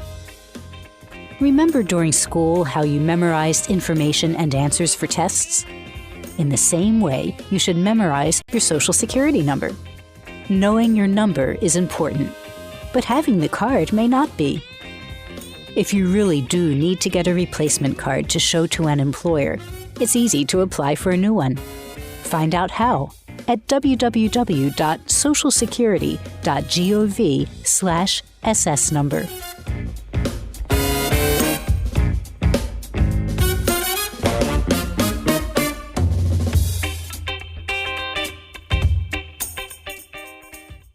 Say you want to go to college. Yay! A Big Ten college. But you don't want to feel like part of the, well, you know. Is there an answer for you? Of course. Indiana University East. Go Red Wolves! Indiana University East. You'll get the quality of a Big Ten education in a small college setting. IU East offers more than 50 fields of study, from accounting to political science, taught by internationally recognized faculty with an average of 18 students per class. So it's not, student number 95A-6273, please report to. It's more like, hey, John, welcome to class. Best of all, you'll graduate with one of the most respected degrees anywhere, a degree from IU. Don't wait. Go to iue.edu. or call 800-959-EAST to arrange a visit to Indiana University East. IU. Focused on you. Take Action News is proud to be sponsored by Healthcare for America Now. HCAN is a national coalition of more than 1,000 groups in 50 states, representing 30 million people. HCAN works to promote, defend, implement, and improve the Affordable Care Act at both the state and federal levels. They also try to protect Medicare and Medicaid, increase corporate accountability, and confront forces that seek to take away critical services. HCAN believes in creating jobs, not cutting programs people depend on. HCAN runs comprehensive issue campaigns that mobilize people at the grassroots and define the public debate. HCAN is fighting to protect, implement, and improve the new health care law through national and state-based legislative and regulatory campaigns built on grassroots action, public education, communications, policy analysis, and groundbreaking research. HCAN has become a respected voice and national leader on health care while continuing to focus on aggressive field activity. Support HCAN, Healthcare for America Now. Hello, my name is Jim Gray, and I am a judge of the Superior Court in California and a former federal prosecutor in Los Angeles. I would like to talk to you for a moment about marijuana. Did you know that since the federal government first banned marijuana in 1937, usage in this country has actually gone up by about 4,000%? Or did you know that in the Netherlands, where adults are allowed to possess small amounts of marijuana and buy it from government-regulated businesses, fewer adults and fewer teenagers smoke marijuana than here in our country? Or that an American is arrested on marijuana charges every 38 seconds? If you are wondering if any of this makes sense, you are not alone. To find out more, contact the Marijuana Policy Project at 1-877-JOIN-MPP or visit them on the web at mpp.org. Thank you, and good luck to us all.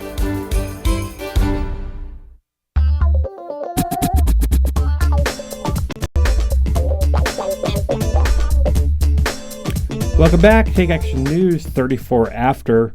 I'm Karl Frisch. The pro-choice movement is moving to proactively shield women's rights from right-wing attacks in the form of abortion clinic restrictions, fetal pain legislation, and demeaning ultrasound laws.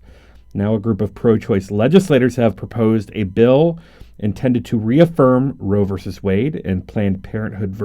Casey. Although the Women's Health Protection Act is unlikely to pass the House, at least right now, it is heartening to see pro-choice advocates on the legislative offensive for once. I wanted to chat about the issue and check in on the status of the war on women with a veteran advocate, current president of NARAL Pro-Choice America, and my dear friend, Elise Hogue. Elise, thanks for joining us. Hi, Karl. I'm so happy to be here. Absolutely. First of all, congratulations. You've now been at NARAL for what, about 6 or 8 months? About coming up on 10 months. Sometimes 10 months. It feels like 10 years, but yeah, it's been 10 months.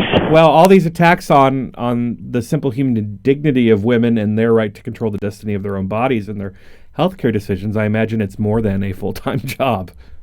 It keeps us on the run, but we are excited about things coming down the pike and the level of resistance we're seeing all over the country, and translating that into, as you told your listeners, actual proactive policy measures to protect women and their families' ability to make our own decisions about our own reproductive destiny. Well, and tell us about the Women's Health Protection Act.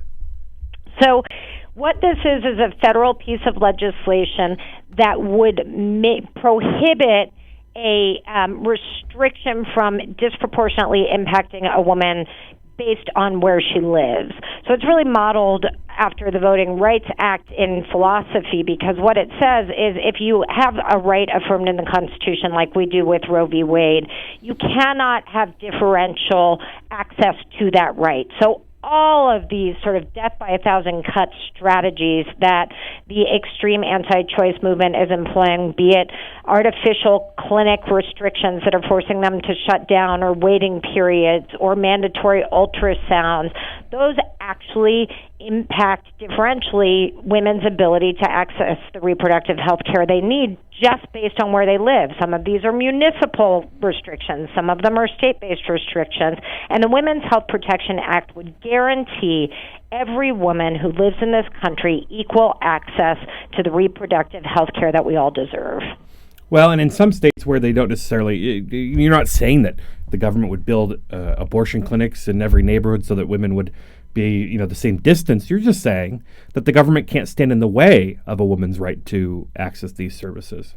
Yes, absolutely. What it says is that, I should back up, because what we're seeing with the attacks by the right is an extreme agenda that they know they cannot pass at the federal level, because we live fundamentally in a pro-choice country. Most Americans actually agree that women should be able to make their personal health care decisions between themselves, their families, and their doctors. And one of the ways that we know that is you look at the last few election cycles where Republicans, frankly, a largely anti-choice party, really had an opportunity to take back a majority in the Senate. And because they nominated such ardently anti-choice candidates who couldn't help themselves with the crazy things that they would say, they ended up losing races that everybody thought the Republicans had a really good chance of winning. And not just in the last election, but in the one before that as well. Yeah, one of the things that I might correct you slightly on is that the Republicans as a party, in terms of who can actually get out of a primary race for office, are extremely vitriolically anti-choice. However, what we know from all of the polling is that Americans, regardless of their political affiliation, actually are majority pro-choice, and that's why the Republicans are actually paying a price at the ballot box when they run these extreme anti-choice candidates. Well, and that's something that they're combating in a lot of different ways. I mean, Republicans overall are softening when it comes to gay equality, for example. But the party itself, controlled by an extremist base, is not showing any signs of softening. Same thing with women's rights to access reproductive health care. As this fight continues, obviously the states are an epicenter here. What are we seeing in the states? I mean, it's great news this past month as we learned that Wendy Davis would be running for governor of Texas. And we talked earlier in the program about the Supreme Court sending the Texas abortion ban back to the Fifth Circuit. What kind of movement are we seeing in the states that might give some heartening news to those of us who support the rights of women? Well, we are seeing, anti-constitutional abortion bans, being challenged, and that's going to take a little while, and we need to make sure that we're caring for women. It's really critical that your listeners understand there is a human cost to allowing these extremists to control the legislative agenda. What we've seen in Texas with the clinic closures, and this is just the 2011 clinic closures, is that 7% of women who need abortion care in Texas are attempting to self-abort because they can't even get themselves to the clinics. This is a huge state. It's my home state, right? Right. For people that want a good example of how big the state is and how much they're saying you're forcing women to travel for these services, it is further from the western tip of Texas to the eastern tip of Texas than it is from the coast in California to the western tip of Texas. It is an enormous state. And so the undue burden of these women who have to travel is meaning that they're resorting to desperate measures, and that actually costs lives, it costs women's health. And so there is a real cost. What we are seeing is an upsurge in resistance, right? The tens of thousands of people that turned out to the Capitol to cheer Wendy Davis on was just the tip of the iceberg. We did a online telethon on Monday night to support access for Texas women who need financial resources to get to the clinics, and the outpouring was amazing. We're also seeing, by the way, good news at the state level in states like California, which have actually been able to expand access to abortion services by allowing trained nurse midwives to perform what we know is a relatively simple medical procedure. We've seen the Reproductive Parity Act introduced into Washington state, which would require that any insurance package that covers prenatal care also cover the full range of contraception and abortion services. So while states can be ground zero for rolling back women's rights, it's also the progressive states are being the beacon of what we need to do moving forward to expand these rights so that we get down to the basic values which underlie these laws, which is that women's reproductive freedom is ground zero for our ability to be full and equal citizens in this country. Well, and to that end, do you see this being a defining issue in 2014? Yes. To say the least. I mean, Yeah, one of the things your listeners should know, by the way, is that 2014, we've got 36 governor seats up. That is a huge number that could remake this country, not just in terms of reproductive freedom, but a whole host of issues that we care about. And so what we actually tell our members all the time, and people are starting to get it, is that these state battles are all of our battles. And when we run on a proudly women's rights, pro-choice agenda, we see people winning, just like we saw Terry McAuliffe just win in Virginia. Well, and right now there is only a single pro-choice woman governor in the country, up there in New Hampshire. And we love her. But there are several pro-choice women running for governor in 2014 and looking at races in 2016. That should lead to some good results, I hope, right?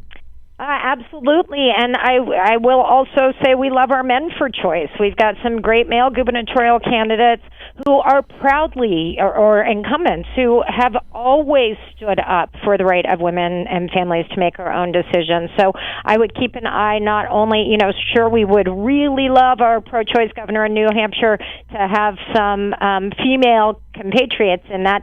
And, we're all about the fact that this is not only a women's issue. We have a ton of male support. People understand that this is ground zero for reproductive freedom, which is core to the values of autonomy and self-determination that all Americans hold dear.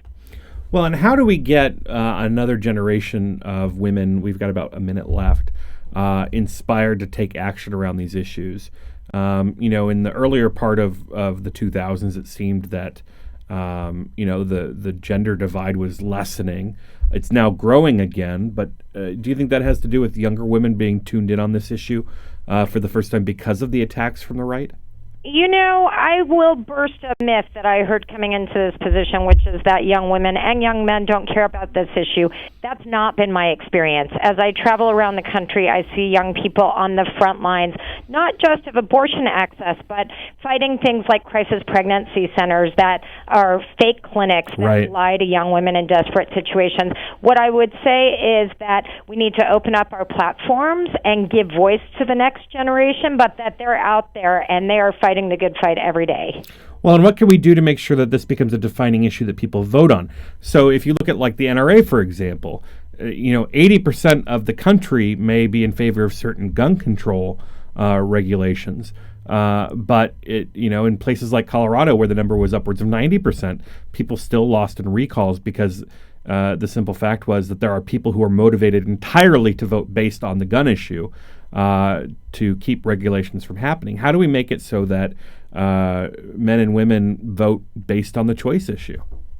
One of the things that we've seen is by forcing candidates to talk about their entire agenda, you see that not only are the candidates who are opposed to abortion access and abortion care anti-choice, but they're anti-women and anti-family in any number of ways. They often vote against early childhood education. They vote against the kind of social welfare programs that help our needy families.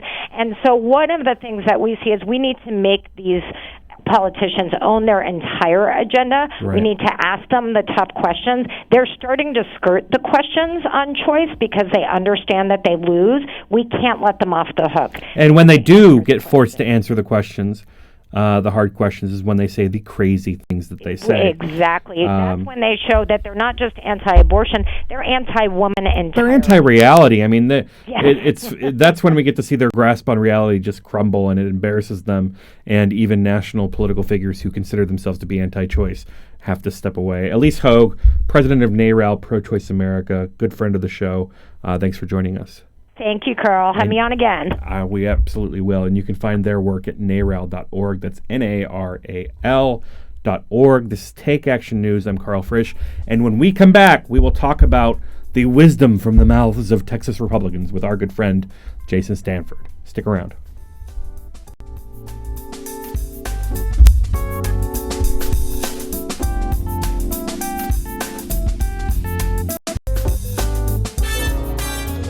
Education beyond high school, a path to opportunity and success for our young people, and the key to building a better life for themselves and ultimately their own children. But for many, all this is only a dream. Because the challenge of paying for education beyond high school seems to put this opportunity out of reach. But there is an organization that can help. Each year we award $80 billion in grants, low-interest loans, and work-study to students in colleges, trade schools, and professional schools. We are Federal Student Aid, part of the U.S. Department of Education. You can learn more by logging on to federalstudentaid.ed.gov. We may be able to help you realize your dreams, so don't get left behind. After all, the most costly education is the one not begun. Federal Student Aid. Start here, go further. Jeff, I'm home. Hey, Mom. So, what did you do today? I noticed the dishes are still in the sink. I've been busy. Getting your taxes done like we talked about? Oh, I got my friend Dave on that. Hey, he's only charging $20. Not Dave from your high school class who graduated 3 years late. Yeah, he's good with numbers. Won our fantasy football league last year. Jeff, I can't believe you would actually take your... Kidding, Mom. I took all my paperwork over to that preparer just like you recommended. Using a paid tax preparer this year? Visit irs.gov for some do's and don'ts. Like look for a preparer who has a preparer tax ID number and signs your return. Check out their qualifications and review your tax return before you sign it. Oh, Jeff, why do you do this to me? Mom, you're just so easy. irs.gov. It's the best tax tip of all. Hello everyone, I'm Daniel Marins, and I'm here to talk to you about Take Action News with David Shuster. Every week we talk politics, government, and what you can do to take action. David Shuster talks with today's leading political minds. Valerie, so many people will know your name, know your story because of those dastardly actions by the Bush administration to try to discredit your husband, who called them out for their lies that led up to the Iraq War. And in so going after him, they leaked your name.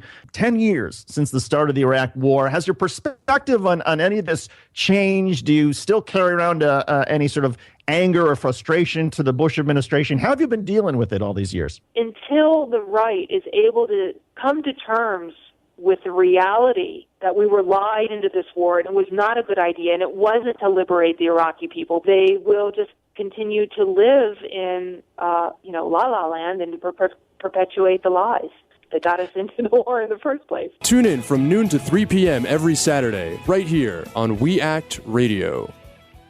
When our daughter Ava was 4, we noticed she didn't talk much. A genetic test revealed that she had hearing loss caused by 2 mutated genes. One she inherited from myself, the other from her dad. If it weren't for the amazing people at U of M, we might have never known the true cause of Ava's hearing loss or how to properly treat it. The University of Michigan C.S. Mott Children's Hospital is one of only a handful of hospitals in the world researching genetic hearing loss in addition to treating it. Our breakthrough research and advanced treatments combined with outstanding care help us change children's lives in extraordinary ways. For the leaders and best in pediatric care, call a Mott Patient Advisor at 877-475-MOTT or visit mottchildren.org. She is more talkative now and more social. She loves music now. She's humming to the music, and it's sweet to actually hear her humming. To learn more, call 877-475-MOTT. They not only helped us find answers, they helped Ava find her voice. That's the Michigan difference.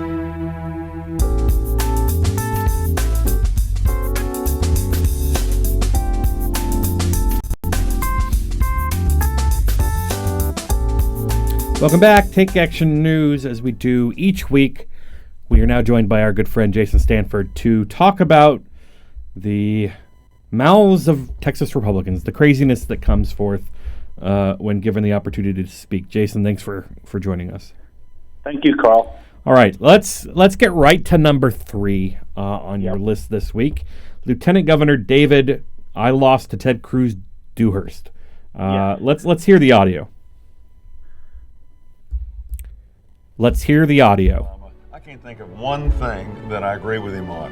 And the worst of all is Obamacare. This year, I was successful in passing legislation that stopped the expansion of Medicaid, which is Obamacare, and stopped our state of Texas from running the state exchange. But we've got to do everything we can to stop Obamacare, which is absolutely a monstrosity and will damage the United States forever.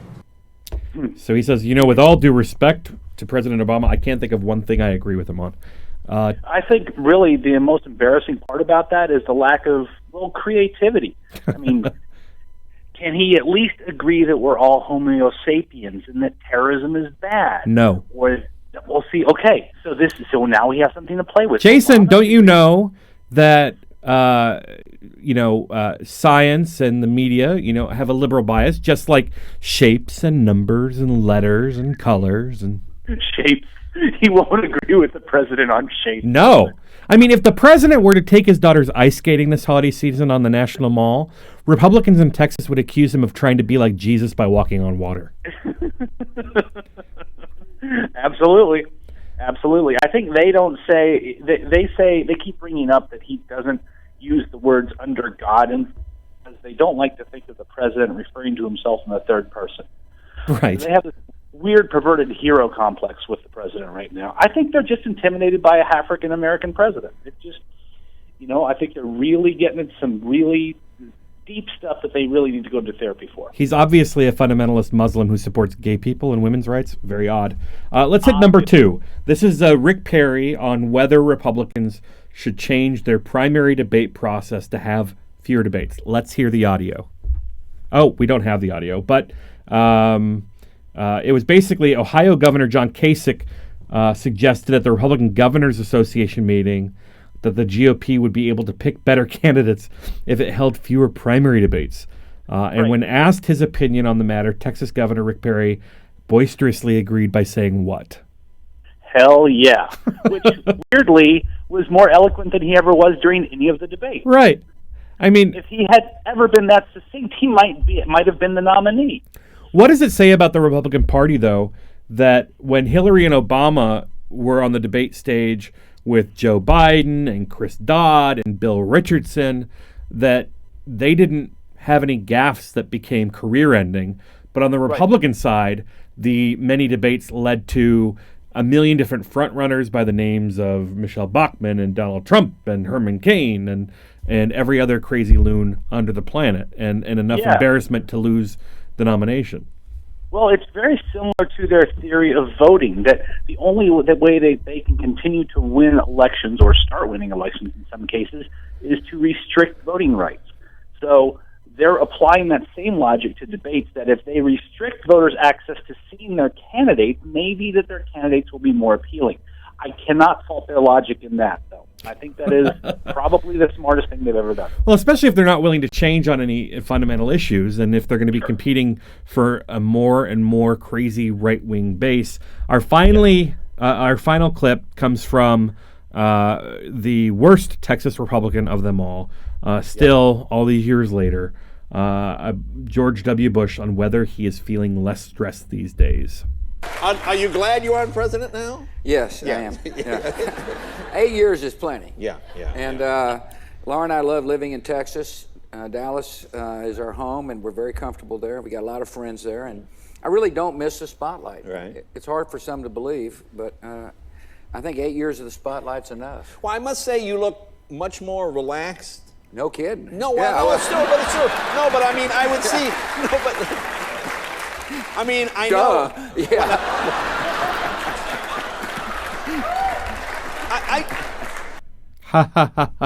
Yeah. That was George W. Bush reminding us that 8 years was really enough of his presidency. It was plenty. It really was plenty. And I think we can all agree with the president that we really don't miss him being president.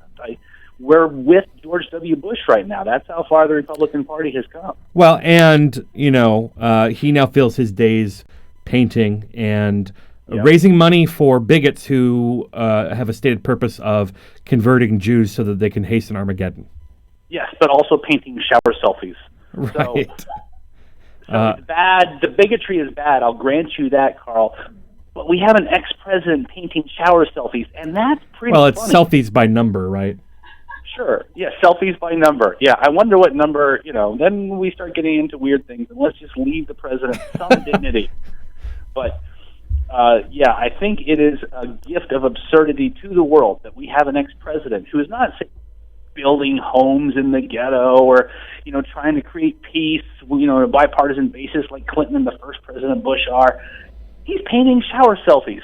That's really funny, and I think we should all appreciate that. And the eloquence that he is bringing to this absurdist role of post-president is duh.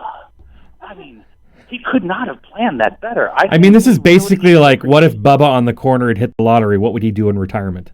Exactly. This is like if Billy Carter had been president. I mean, this is cool. You got to be of a certain age to laugh at a good Billy Carter joke. Or even a mediocre one that I just told. Right.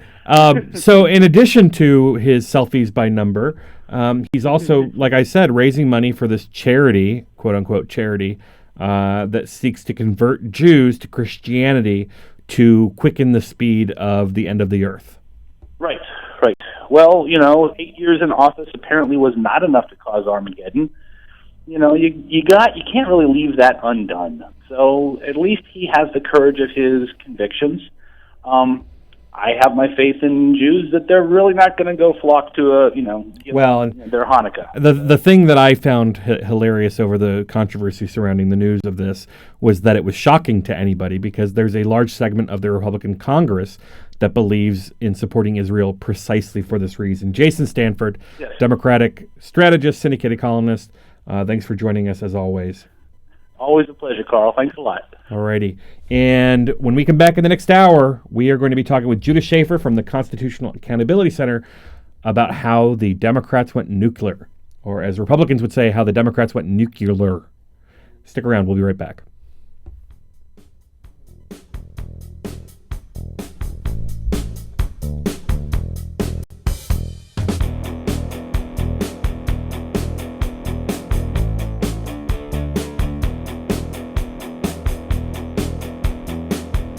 Hey there, Matthew Filipovich here, host of the creatively titled Matthew Filipovich Show, which, by the way, you can hear every single Saturday from 8 a.m. to 10 a.m. right here on 1480 a.m. We Act Radio. Now, I'm going to be honest with you people, I'm not the smartest guy in the world, but I like talking to smart people who are smarter than me, some of the smartest, funniest, most badass progressives out there. People like Glenn Greenwald, Naomi Klein, Cenk Uygur of the Young Turks, Jamie Kilstein, Allison Kilkenny, Alan Grayson, Jeremy Scahill, Jim Hightower, and more. That's right, I said more. Don't believe me? Well, tune in to the Matthew Filipovich Show every single Saturday from 8 a.m. to 10 a.m. for some of the best in liberal talk, news, comedy, and interviews right here on 1480 a.m.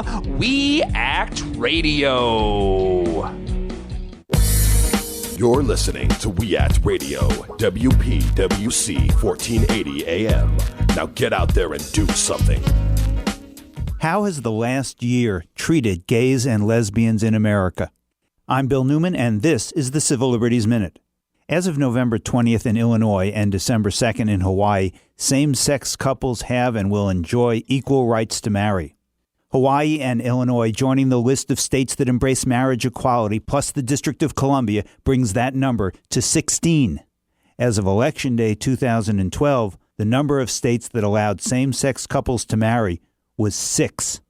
Some of the victories for equality during the past year have come through legislation, others through plebiscites, and some through state court rulings. And this year, the Supreme Court struck down the provision in DOMA, the Federal Defense of Marriage Act, that denied federal benefits to married same-sex couples, and the High Court also nullified Proposition 8, California's voter-approved ban on same-sex marriage. And the U.S. Senate has now approved ENDA, the Employment Non-Discrimination Act, that would outlaw employment discrimination based on sexual orientation and gender identity, although the fate of ENDA in the House of Representatives is uncertain. Hawaii's embrace of the freedom to marry, ending a 2-decade-long legal and political battle in that state, constitutes another victory in the struggle for equality. But Hawaii being the 15th state and not the 50th also reminds us how much more remains to be done. The Civil Liberties Minute is made possible by the ACLU because freedom can't protect itself. With your Working Virginia update, I'm Jesse Russell. Virginia families who rely on food assistance saw a cut in their federal benefits effective November 1st. Allison Burns reports.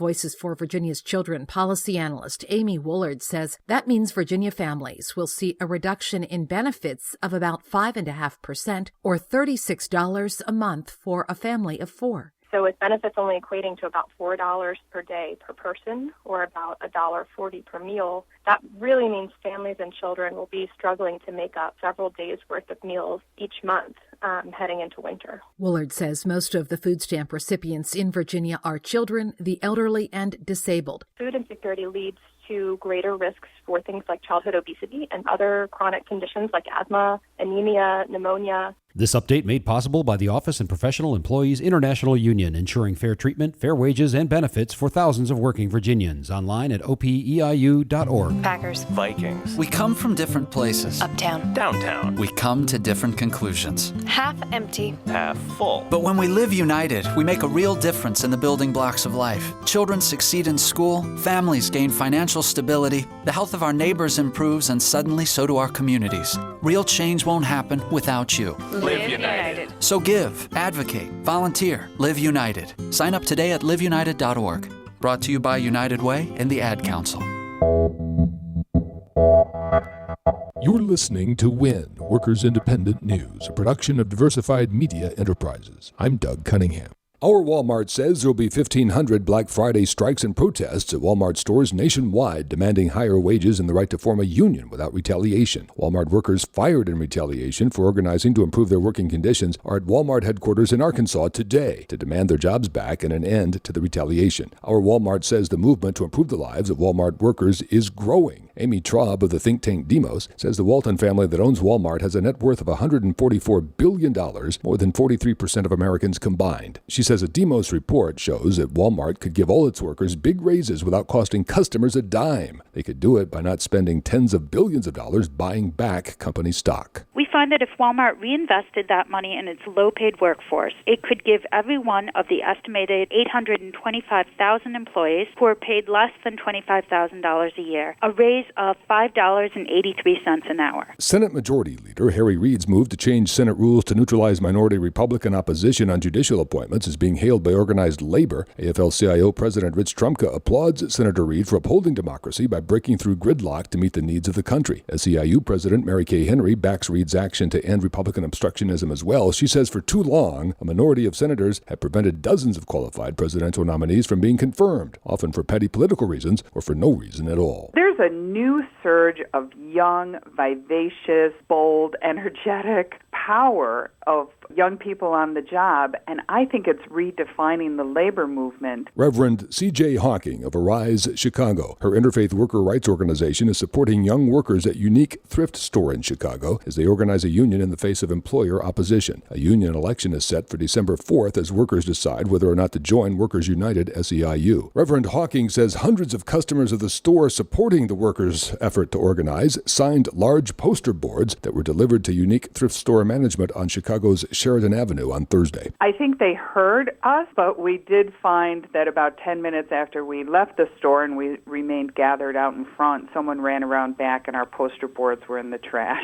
Reverend Hawking sees immense hope for all workers in the vibrant young worker movement. The International Trade Union Confederation, ITUC, walked out of the Warsaw, Poland climate change conference known as COP19 on Thursday. The Labor Confederation joined environmental and developmental groups to protest the lack of responsible action by governments at the conference to seriously tackle the threat to jobs and livelihoods that climate change represents. The ITUC represents 176 million workers in 156 countries and has 325 national affiliates. To help keep WIN's labor news on the radio, donate now at laborradio.org.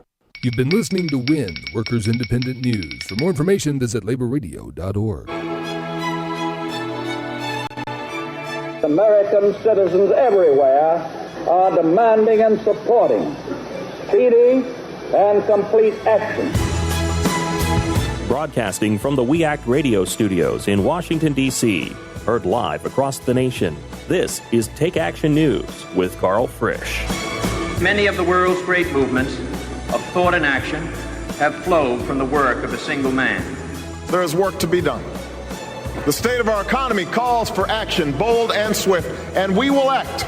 We will take action when action is required.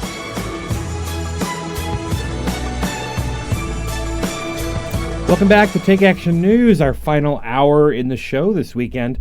I'm Karl Frisch. More about me at karlfrisch.com. That's KarlFrisch.com. Sign up for my email list, and don't forget to follow me on Facebook and Twitter, Instagram, and all the rest of them at Karl Frisch.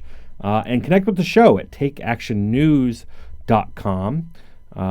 We are, of course, paying special attention this week to a big rules change in the Senate that basically allows the president's nominees to get an up or down vote.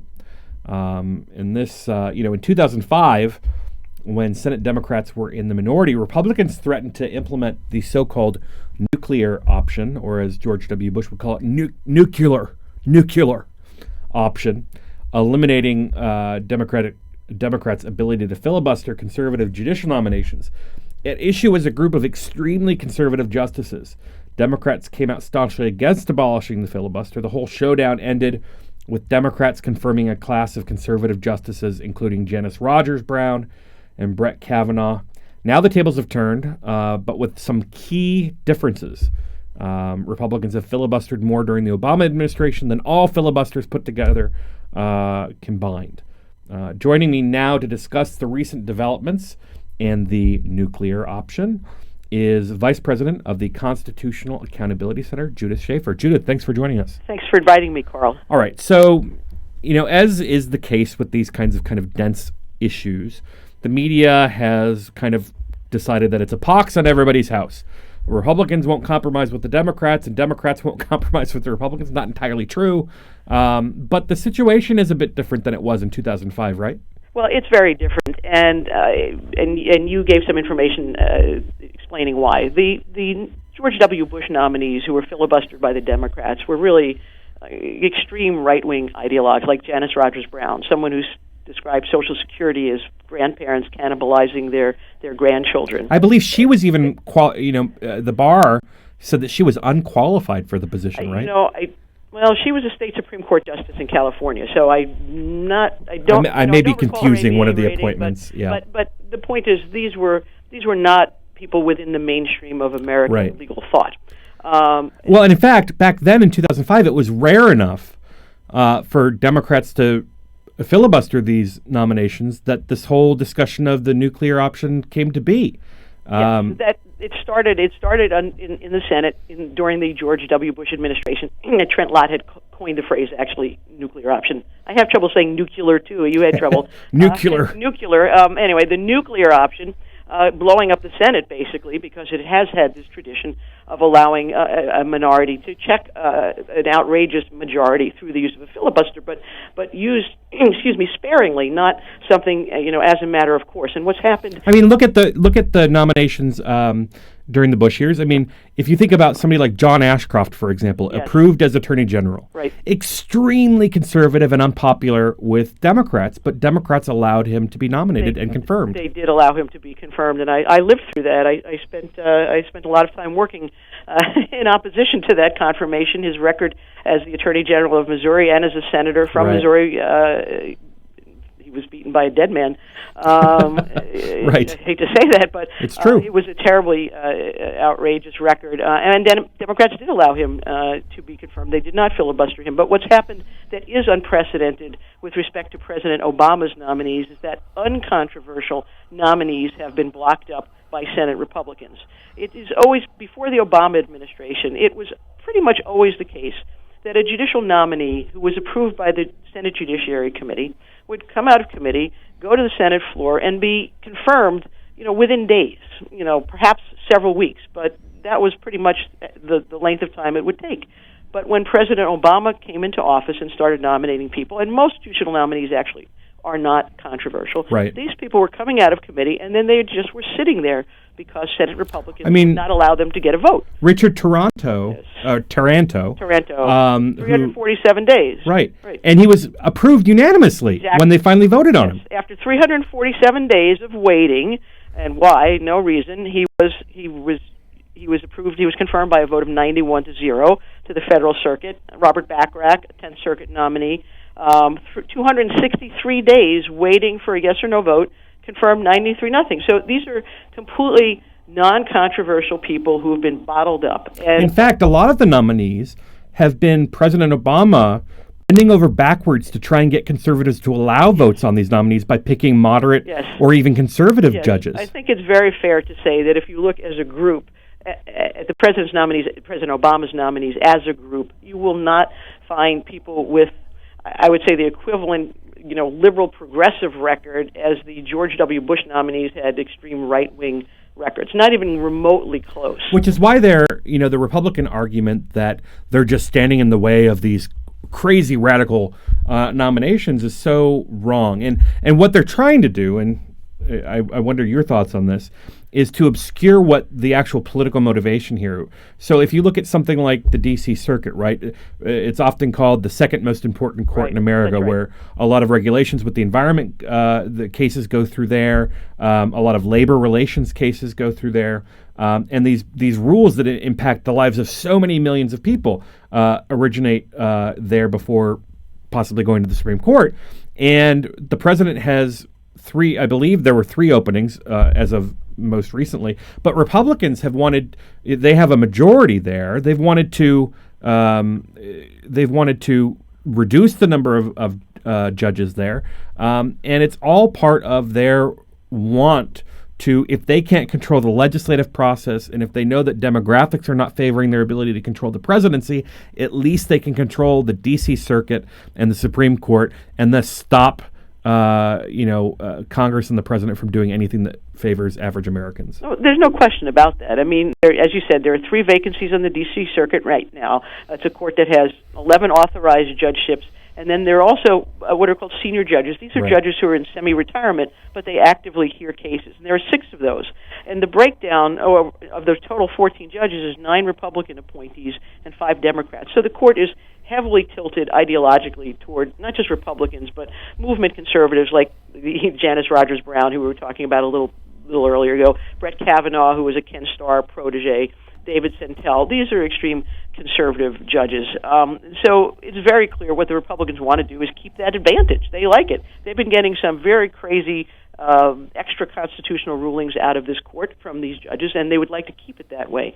So when Charles Grassley, who is on the Judiciary Committee, ranking member, talks about maintaining the 4-4 balance the court has, he wants people to ignore the fact that there are these very active 6 senior judges, and the fact that it's not 4-4, it's 9-5. Right. And finally, and the 3 nominees the president has nominated they're uncontroversial, moderate nominees with strong bipartisan support. I mean, not just bipartisan, but from conservatives like Ken Starr, Josiah Bunting, who was the superintendent of VMI when it was all male, who fought to keep it all male, and Nina Pillard, who was the government lawyer who wrote the brief that actually convinced the Supreme Court that was unconstitutional and a violation of women's equal rights. Josiah Bunting has written an op-ed in Politico saying that she should be confirmed, that he was so impressed by her fair approach to the Constitution. He thinks she's going to be a great judge. So that's the kind of support these nominees have, and yet Republicans have filibustered all 3 of them. They previously filibustered the very moderate nominee, Caitlin Halligan, so they got to the point yesterday, when Harry Reid and the Democrats said, enough is enough. We are not going to allow this obstruction of our government to continue any longer. And it has, and I just want to stress this before we let you go, Judith, it has been unique to this Senate Republican minority. They've filibustered more nominees during the Obama administration than the previous presidents going back to 1960 when this whole process even started. Well, adding in the executive branch nominees for sure. Exactly. Right, exactly. The folks at Constitutional Accountability Center, where you're vice president, are obviously following this issue very closely. Judith Schaefer, thanks so much for coming on and chatting with us about it. Thanks so much, Karl, and have a great Thanksgiving. Oh, you too. And follow them for more information as these things develop at the usconstitution.org. This is Take Action News. I'm Karl Frisch, and we'll be back after this.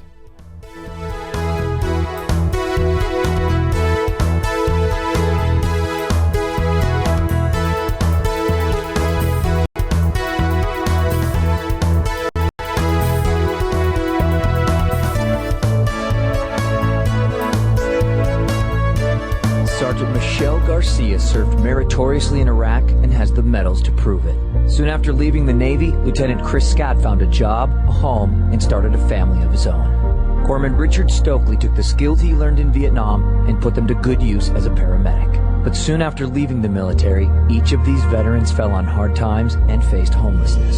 Even after Michelle lost all her savings, even after Chris wasn't able to pay his mortgage, and even after Richard battled alcoholism for years, they each reached out for help when they needed it most. A simple phone call put them in touch with a trained professional from the Department of Veterans Affairs. That call got Michelle a place to stay until she could afford one of her own, put Chris in touch with employment assistance, and found Richard a substance abuse program. These veterans are success stories not only for how they were able to help others while serving their country, but for how they were able to let others help them.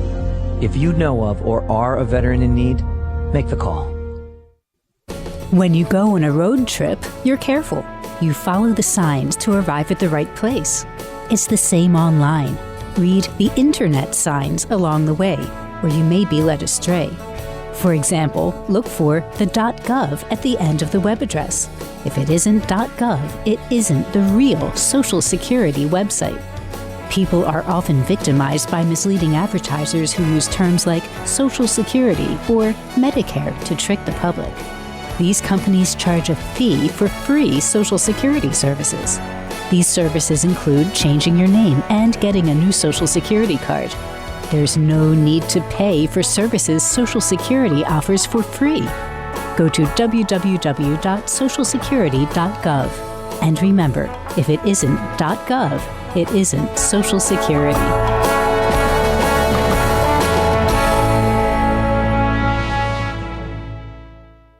Would you like to secure stable employment, affordable, high-quality child care, or an opportunity to serve your community through meaningful volunteer and internship experiences?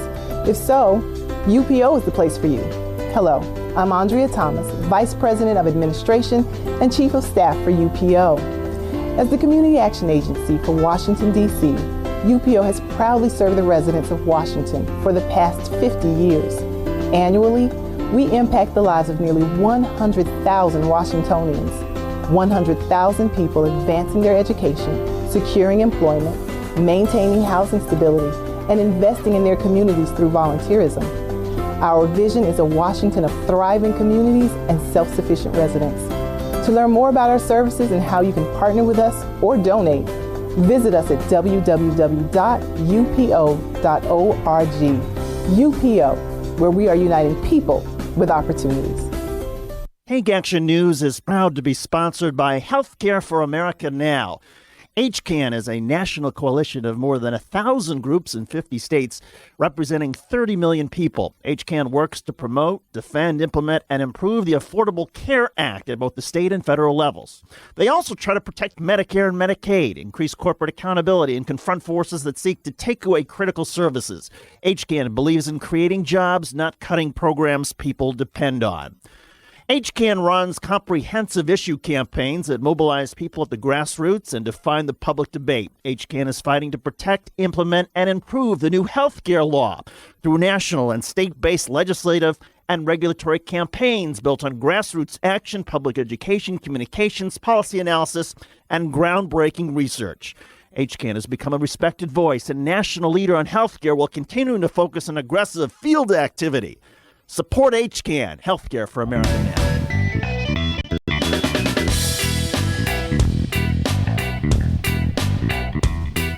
Welcome back. This is Take Action News. Earlier this year, the European company that manufactures one of the key ingredients in the traditional lethal injection cocktail announced that it would no longer provide its product to U.S. prisons for this off-label purpose. As it turns out, using the chemical for lethal injections violates European Union human rights standards. The resulting shortage led many states to consider executing individuals on death row using only one of the three chemicals it usually uses. This week, a U.S. District Court judge stayed the execution of a convicted serial killer, Joseph Franklin, ruling that Missouri's new execution method may constitute, quote-unquote, cruel and unusual punishment. Here to discuss this capital punishment issue and controversy is Fordham Law Professor Deborah Deno. Deborah, thanks for joining us. Thanks for inviting me. All right, so this sounds like it's right off the pages of an episode of Law and Order or something, but this is real life for a lot of people, right? Oh, absolutely. This is a huge issue in the death penalty community. So walk us through this. I mean, these death rows have been relying on a European manufacturer, and now they have no such luck. So they've just unilaterally decided to stop executing people in the fashion they had been. Well, yes, that's right. I mean, essentially, what happened in 2008, or I would say until 2008, all the states were using basically the same three-drug protocol. Then in 2009, there were a series of events that started in this country. We started having a national drug shortage in general, number one, and number two, the sedative that was most widely used that all these states had been using in this three-drug protocol just started to dry up, and the company that made it, the primary company, just refused to get involved in executions anymore. And then states started, as you were indicating, going to Europe to try to import this particular drug because they simply couldn't find it in the United States. But they went to Europe, they went to Asia, every place from the UK to Austria to Germany to China to Pakistan, etc. And so this seemed to be a solution for about a dozen states until it was held that the FDA was being sued because these drugs were not FDA approved and so this summer that decision was upheld. So the states have had a problem. They tried to go to another drug, but that drug was created by a Danish company, which made the exact same decision, just absolutely refused to get involved in the United States. Until relatively recently, Missouri was going to use propofol, but propofol is made by a German company. And that company basically said, you use propofol and we will cease selling this drug entirely to the United States. Well, and for folks that don't know propofol, they've probably heard it in relation to the Michael Jackson trial, but what it's supposed to be used for is knocking people out so that they can have surgeries. Absolutely, and it's widely used throughout the United States for surgeries. It's also used in animal hospitals. So this is an interesting position we're seeing people in. So this legal ruling out of Missouri, what's the next step in Missouri?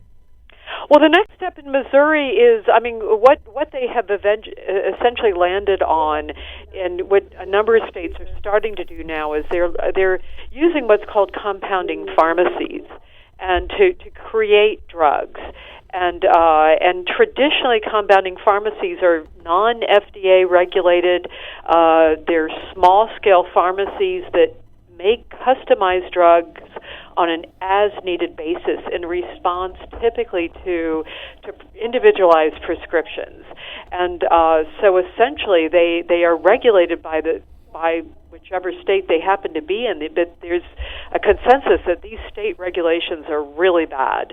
And as a result, there have been a number of problems with compounding pharmacies within the past year in particular. And these compounding pharmacies are, folks at home have probably heard horror stories from, their local consumer reporters about these places mixing drugs that end up poisoning people. Well, that's right, and this really came to a head or got a spotlight in October of 2012 when a compounding pharmacy sold a contaminated steroid, and this was a pharmacy in Massachusetts, and it led to a fungal meningitis outbreak that has killed, currently a total of over 60 people and sickened hundreds more, about 800 other people. So this is obviously having a big impact when it comes to these capital cases. Do you see these types of controversies? Obviously, it's becoming less and less popular among Americans, the option of capital punishment. Governors in a lot of states over the last decade have basically stopped allowing the death penalty to be enforced. Do you see any kind of movement now that this news is out that strengthens the hand of people that would say that life imprisonment is the worst punishment you can give somebody? Well, I think what's happening is it's hard to combine what's happening with lethal injections with is this going to stop the death penalty? Because there's so many other factors involved. Number one, there are other reasons to end the death penalty in this country, in addition to the fact that innocent people have been executed. It's racially and socioeconomically biased, etc. But in addition to the fact that some states, it's going to take a lot more than even this to end the death penalty in that particular state, such as the state of Texas. That said, it certainly had an effect on slowing executions and allowing states to execute as briskly as they might like. And what about in marginal states where it might be more equally divided? In Texas, they would, seek to give the death penalty to people who have jaywalked. They're ridiculous there. What about in places that it's more evenly divided, the debate over the issue?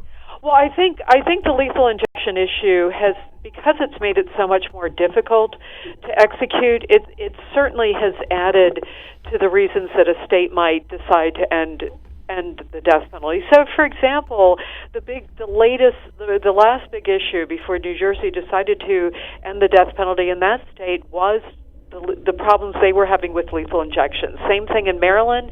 It's certainly been the reason why California hasn't executed anybody since 2006, and may never again. Who knows? But it certainly has contributed to, I think, the public's questioning about whether it's even worth having a death penalty here. Of course, Americans are always focused on very practical kinds of issues. It's probably going to be that practical kind of issue rather than a moral issue that's going to be stopping the death penalty here. Right, and as science catches up to the things that we're doing, it makes a lot of sense that science would eventually come to the conclusion that there's really no way to kill somebody in what would be considered a way that is not cruel and unusual. Well, either that or, the fact that this is a punishment and that the people who would be most experienced and capable of making decisions about how to execute people simply can't get involved in the process, or simply they don't want to. So, for example, I think if you got a bunch of anesthesiologists together or other kinds of doctors, they could come up with a way of killing someone that they could do in a humane way. And it's just the problem of performing these executions in a prison setting with there's innumerable problems, and we're going to have to leave it there, but I want to thank you for coming on. Fordham Law Professor Deborah Deno, thanks for joining us. This is Take Action News. When we come back, we'll be joined by Dr. Digipol, Alan Rosenblatt. Stick around.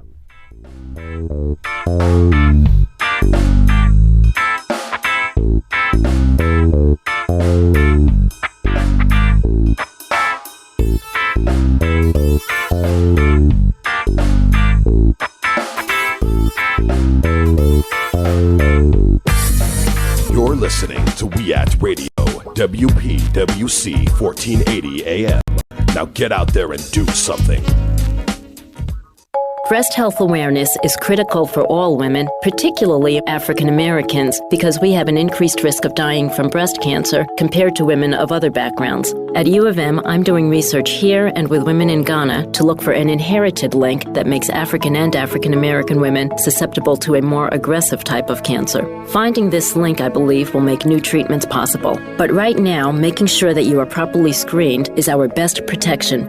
With experts like Dr. Lisa Newman, the University of Michigan Health System is a leader in cancer care. When you call our free Cancer Answer line at 800-865-1125, an oncology nurse will answer any questions you might have about the prevention, screening, and treatment of breast cancer and other forms of cancer. All calls are confidential. Call 800-865-1125 or visit ufmhealth.org/Cancer Answer line.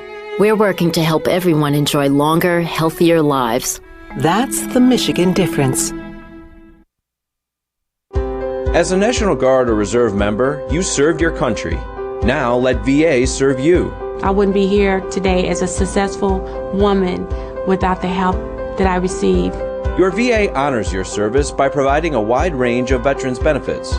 From home loans to job training, VA benefits can help with some of life's toughest challenges. What's important about VA benefits is they don't just touch you as an individual. They can touch your parents, maybe your grandparents, your child.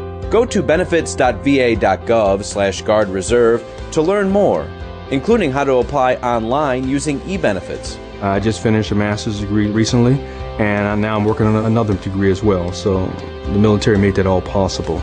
My veterans benefits made that all possible. No matter what the time is, apply for your benefits. You earn them. VA is ready to help you. Achieve your next mission. Learn about and apply for your VA benefits today. Hey, I'm Anderson Cooper. As a parent, you want to make sure that your child knows how to deal with bullying when they see it happening. And chances are they want to help, but they don't really know how. Teach them that the best thing to do is calmly walk away, find a teacher or other adult, and speak up. And do your part. Be that adult they can talk to and trust will listen. Join me to help stop bullying. Go to stopbullying.gov to find out more. The true definition of hero. And being a hero took a heroic effort. Every day we bring to our fans the world of sports. We speak of heroes and heroism, but there are days when sports matter little and heroes matter more. These heroes don't hit walk-off homers or buzzer-beating threes. They simply made a plan for what to do when disaster strikes. You never know when you might need to be the hero, because you never know if today is the day before a natural disaster. Prepare, plan, be a hero. Visit ready.gov. Hey there, Matthew Filipovich here, host of the creatively titled Matthew Filipovich Show, which, by the way, you can hear every single Saturday from 8 a.m. to 10 a.m. right here on 1480 a.m. We Act Radio. Now, I'm going to be honest with you people, I'm not the smartest guy in the world, but I like talking to smart people who are smarter than me, some of the smartest, funniest, most badass progressives out there. People like Glenn Greenwald, Naomi Klein, Cenk Uygur of the Young Turks, Jamie Kilstein, Allison Kilkenny, Alan Grayson, Jeremy Scahill, Jim Hightower, and more. That's right, I said more. Don't believe me? Well, tune in to the Matthew Filipovich Show every single Saturday from 8 a.m. to 10 a.m. for some of the best in liberal talk, news, comedy, and interviews right here on 1480 a.m. We Act Radio. Oh, drat these computers. Have you people ever seen computers before? I hear there's rumors on the internet. I've used on the Google. I gotta get on that internet. I'm late on everything.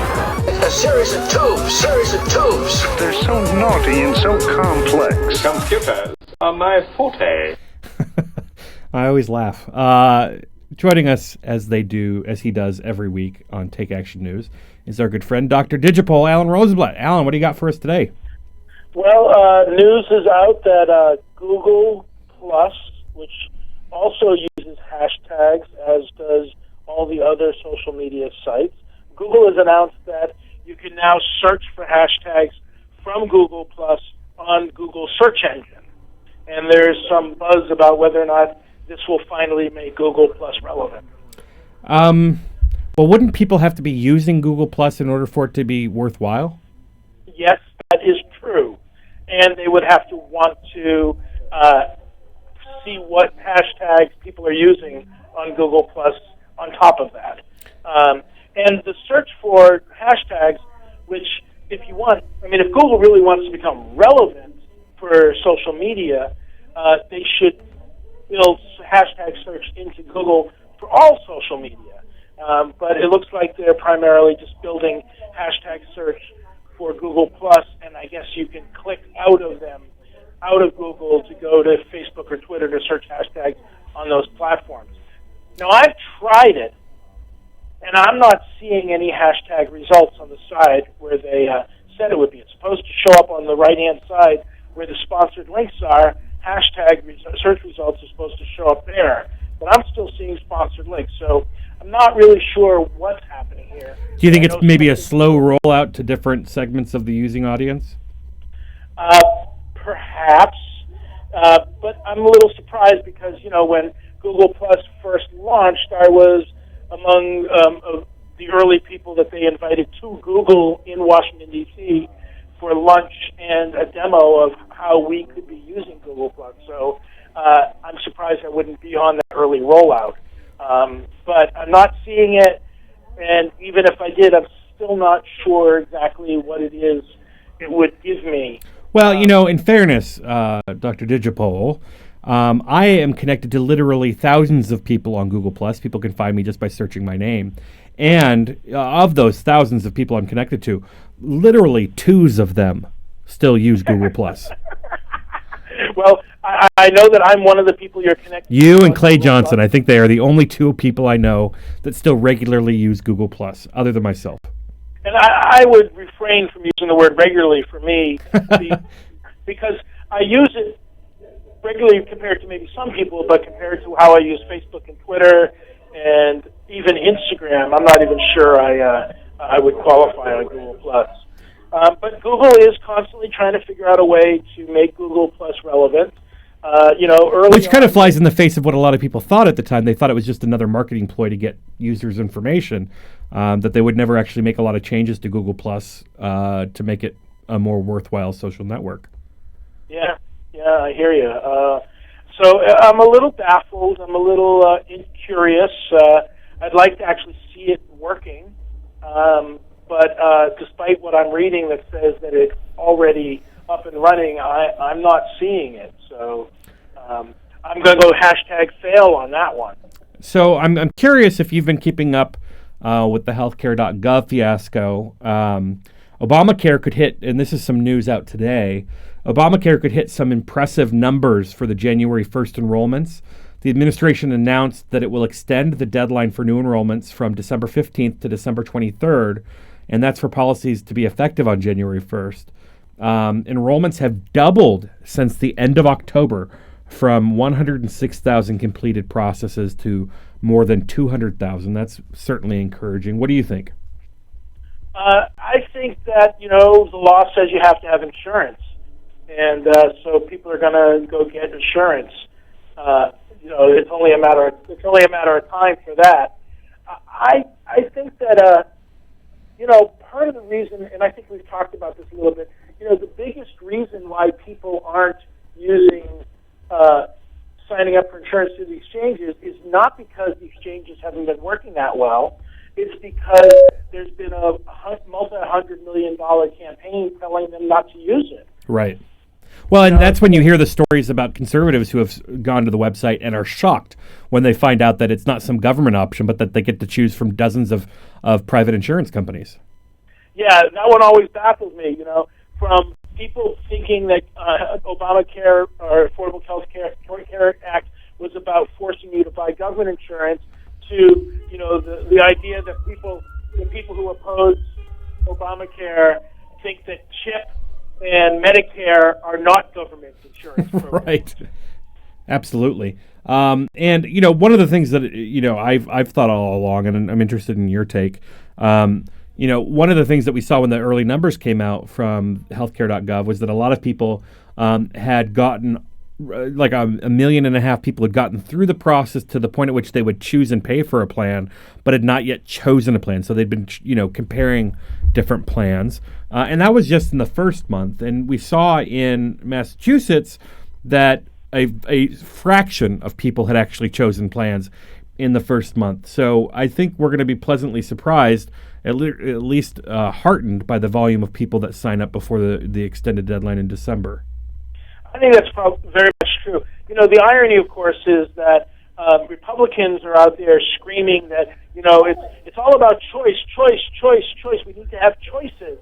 But somehow they think that when you buy insurance, you should be able to see your choices and pick right away, as if choices is something you do without thinking.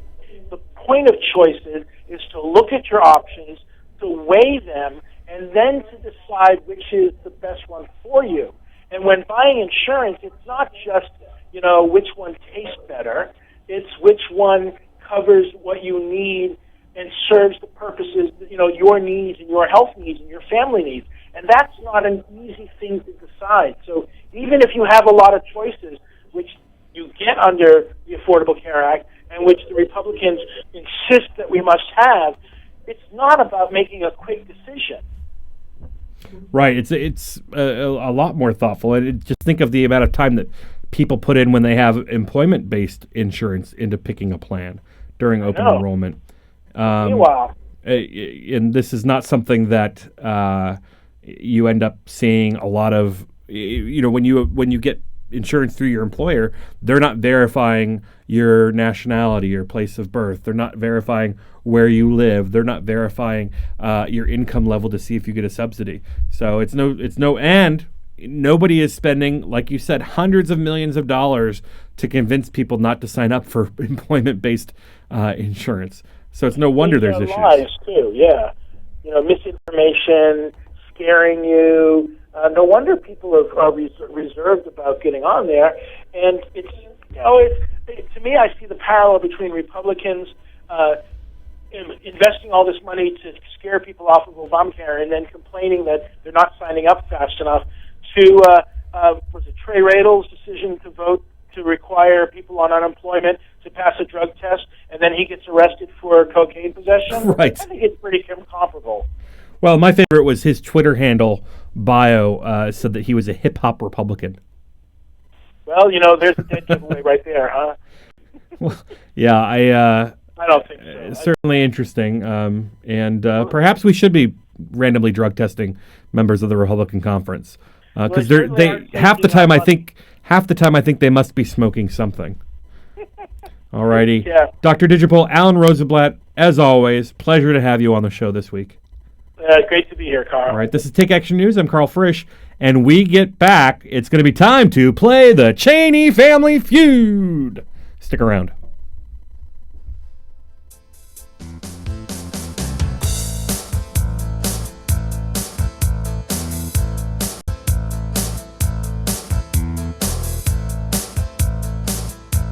For me, guns are for hunting and protecting my family. I believe in the Second Amendment, and I'll fight to protect it. But with rights come responsibilities. That's why I support comprehensive background checks, so criminals and the dangerously mentally ill can't buy guns. That protects my rights and my family. Tell Congress, don't protect criminals. Vote to protect gun rights and our families with comprehensive background checks. Demand action now. Hello, everybody. I'm David Shuster, your host of Take Action News. On our show, we talk government, politics, and what you can do to have an impact. We're nonpartisan, report like hell, and let the chips fall where they may. We feature segments like social media, activists of the week, and the latest news affecting our communities. So join us every Saturday and make a difference. Yes, you and I, we can do this. That's Take Action News on the air, online, and at your podcast convenience on iTunes each week on the We Act Radio Network. Say you want to go to college. Yay! A Big Ten college. But you don't want to feel like part of the, well, you know. Is there an answer for you? Of course. Indiana University East. Go Red Wolves! Indiana University East. You'll get the quality of a Big Ten education in a small college setting. IU East offers more than 50 fields of study, from accounting to political science, taught by internationally recognized faculty with an average of 18 students per class. So it's not, student number 95A-6273, please report to. It's more like, hey, John, welcome to class. Best of all, you'll graduate with one of the most respected degrees anywhere, a degree from IU. Don't wait. Go to iue.edu. or call 800-959-EAST to arrange a visit to Indiana University East. IU. Focused on you. We Act Radio is a very proud partner of the Start at Westminster, a harm reduction, prevention, and awareness initiative sponsored by the Westminster Presbyterian Church right here in D.C. START stands for Syringe, Treatment, Advocacy, Resources, Training. These are the core elements of the harm reduction philosophy at START. The goal of this program is to reduce transmissions of HIV, hepatitis, and other bloodborne infectious diseases by empowering those at risk of infection with the tools, resources, and referrals they need to take charge of their health. Over the past year, the Start at Westminster tested over 1,600 people, and they're averaging about 150 tests each month. And of course, with the proper funding, that number could go even higher. For more information on this terrific program, go to www.startatwestminster.org. Or visit the Westminster Presbyterian Church, 400 I Street Southwest, right here in Washington, D.C. 100 100% success rate in modifying free consultation. Does this sound familiar? If you're in need of assistance with your mortgage, be careful where you turn for help. Loan modification scammers will offer deals too good to be true. Learn the signs so your life won't be turned upside down. Know it, avoid it, report it. For more information, 888-995-HOPE or visit HUD.gov/prevent loan scams. Our children are exposed to violence every day, in their neighborhoods, in their schools, even in their own homes. Exposure to violence can have a devastating and lifelong impact. Through community action and leadership at the national level, we're identifying the children who need our help. I'm Attorney General Eric Holder, and I'm asking those of you who have a role in a child's life to take action. Through your attention and early intervention, we can help children in need to heal, to thrive. Together, we can change their lives and their futures. Join the Justice Department in defending childhood.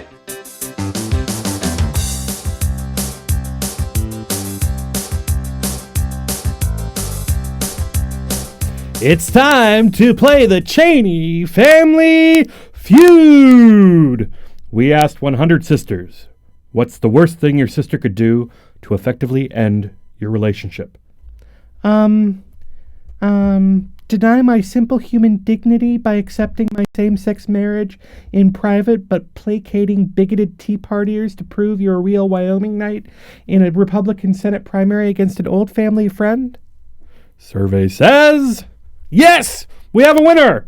And here to talk about on Take Action News, we've got this issue here between the Cheney sisters, where essentially, okay, so here's what happened. Liz Cheney, who's the Republican running for U.S. Senate against Mike Enzi in the state of Wyoming, had basically shown in private that she supported her sister Mary's relationship to Heather Poe. They're married, they have children. And Mike Enzi's supporters decided to use that as an issue against Liz Cheney, which prompted her to come out and say that she supported quote-unquote traditional marriage, which did not sit right with Heather Poe and Liz Cheney. So Heather Poe took her issues after a Liz Cheney appearance on Fox News, took her views to Facebook, which Liz then shared with her followers, and so here we are. The truly sick thing here is that Liz would throw her own sister under the bus, essentially, which is exactly what we've seen here.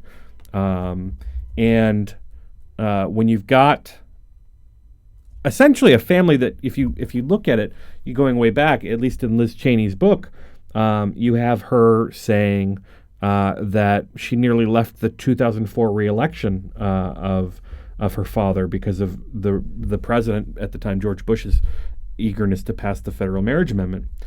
So you've got a major rift in the family here. Dick and Liz Cheney have sided with Liz. Part of me is cynical, and I'm interested in talking to Cliff Schechter now about my cynicism. Cliff, thanks for joining us. My pleasure. I can't help but think that this is some political calculation to this. That this controversy is a really good way of burnishing Liz Cheney's reputation for being pro-gay. Yeah, or you mean her reputation for being anti-gay? Well, I mean, to burnish her reputation. If people thought she was probably pro-gay because her sister's gay, one way to burnish that in the ideas in the minds of Wyomingites is to have some kind of bizarre controversy sparked by your opposition to marriage equality. Right. Well, and then look, I totally understand your cynicism. These are the people that found a way to get us into Iraq and claim that it was Al Qaeda's fault, right? Right. The Cheney family is known for their nefarious history, and I don't think it needs any explanation to anybody listening to this show or really anybody in this country. I think there's a good chance that that's what it is. I'm always suspicious of them. If it's not that, I really find it kind of, in a way, And I'm interested to hear what you think. Maybe you'll disagree with me on this, but I don't find it very compelling for Mary Cheney, for reasons you were just talking about, to complain. She donated to Mitt Romney's campaign. She worked on President Bush's reelection, as you pointed out, in 2004. And she's given to many other anti-equality candidates. She's remained a Republican, and heck, even in her own Facebook post, she said, "I was just sitting down to our weekly ritual to watch Fox News Sunday." Well, if that's your weekly ritual, can you be pro-gay rights, or is it just another one of these things where, you just care about your own rights, kind of like how Rob Portman in my state of Ohio became pro-gay marriage, but isn't interested in reforming immigration, isn't interested in helping those who are victims of gun violence by passing legislation on that issue. It's where, is Mary Cheney just another one of these selfish people that she cares about her family, because, she doesn't care about the hundreds of thousands of Iraqis who are killed. It comes back to it comes back to that old Rachel Maddow line, right? When Senator Rob Portman of Ohio came out in favor of marriage equality because his son happened to be gay, she said, kind of makes you wish that his son was poor. Right. It makes you wish his son was poor, or maybe knew somebody that had been affected by gun violence, or knew somebody who had come across this country and immigrated here, or any of the other issues. And it just seems like that this is a long-standing. I'm conservative. I wrote a column on this a while back. This was about 5 years ago, because Pete Domenici, the former Republican senator from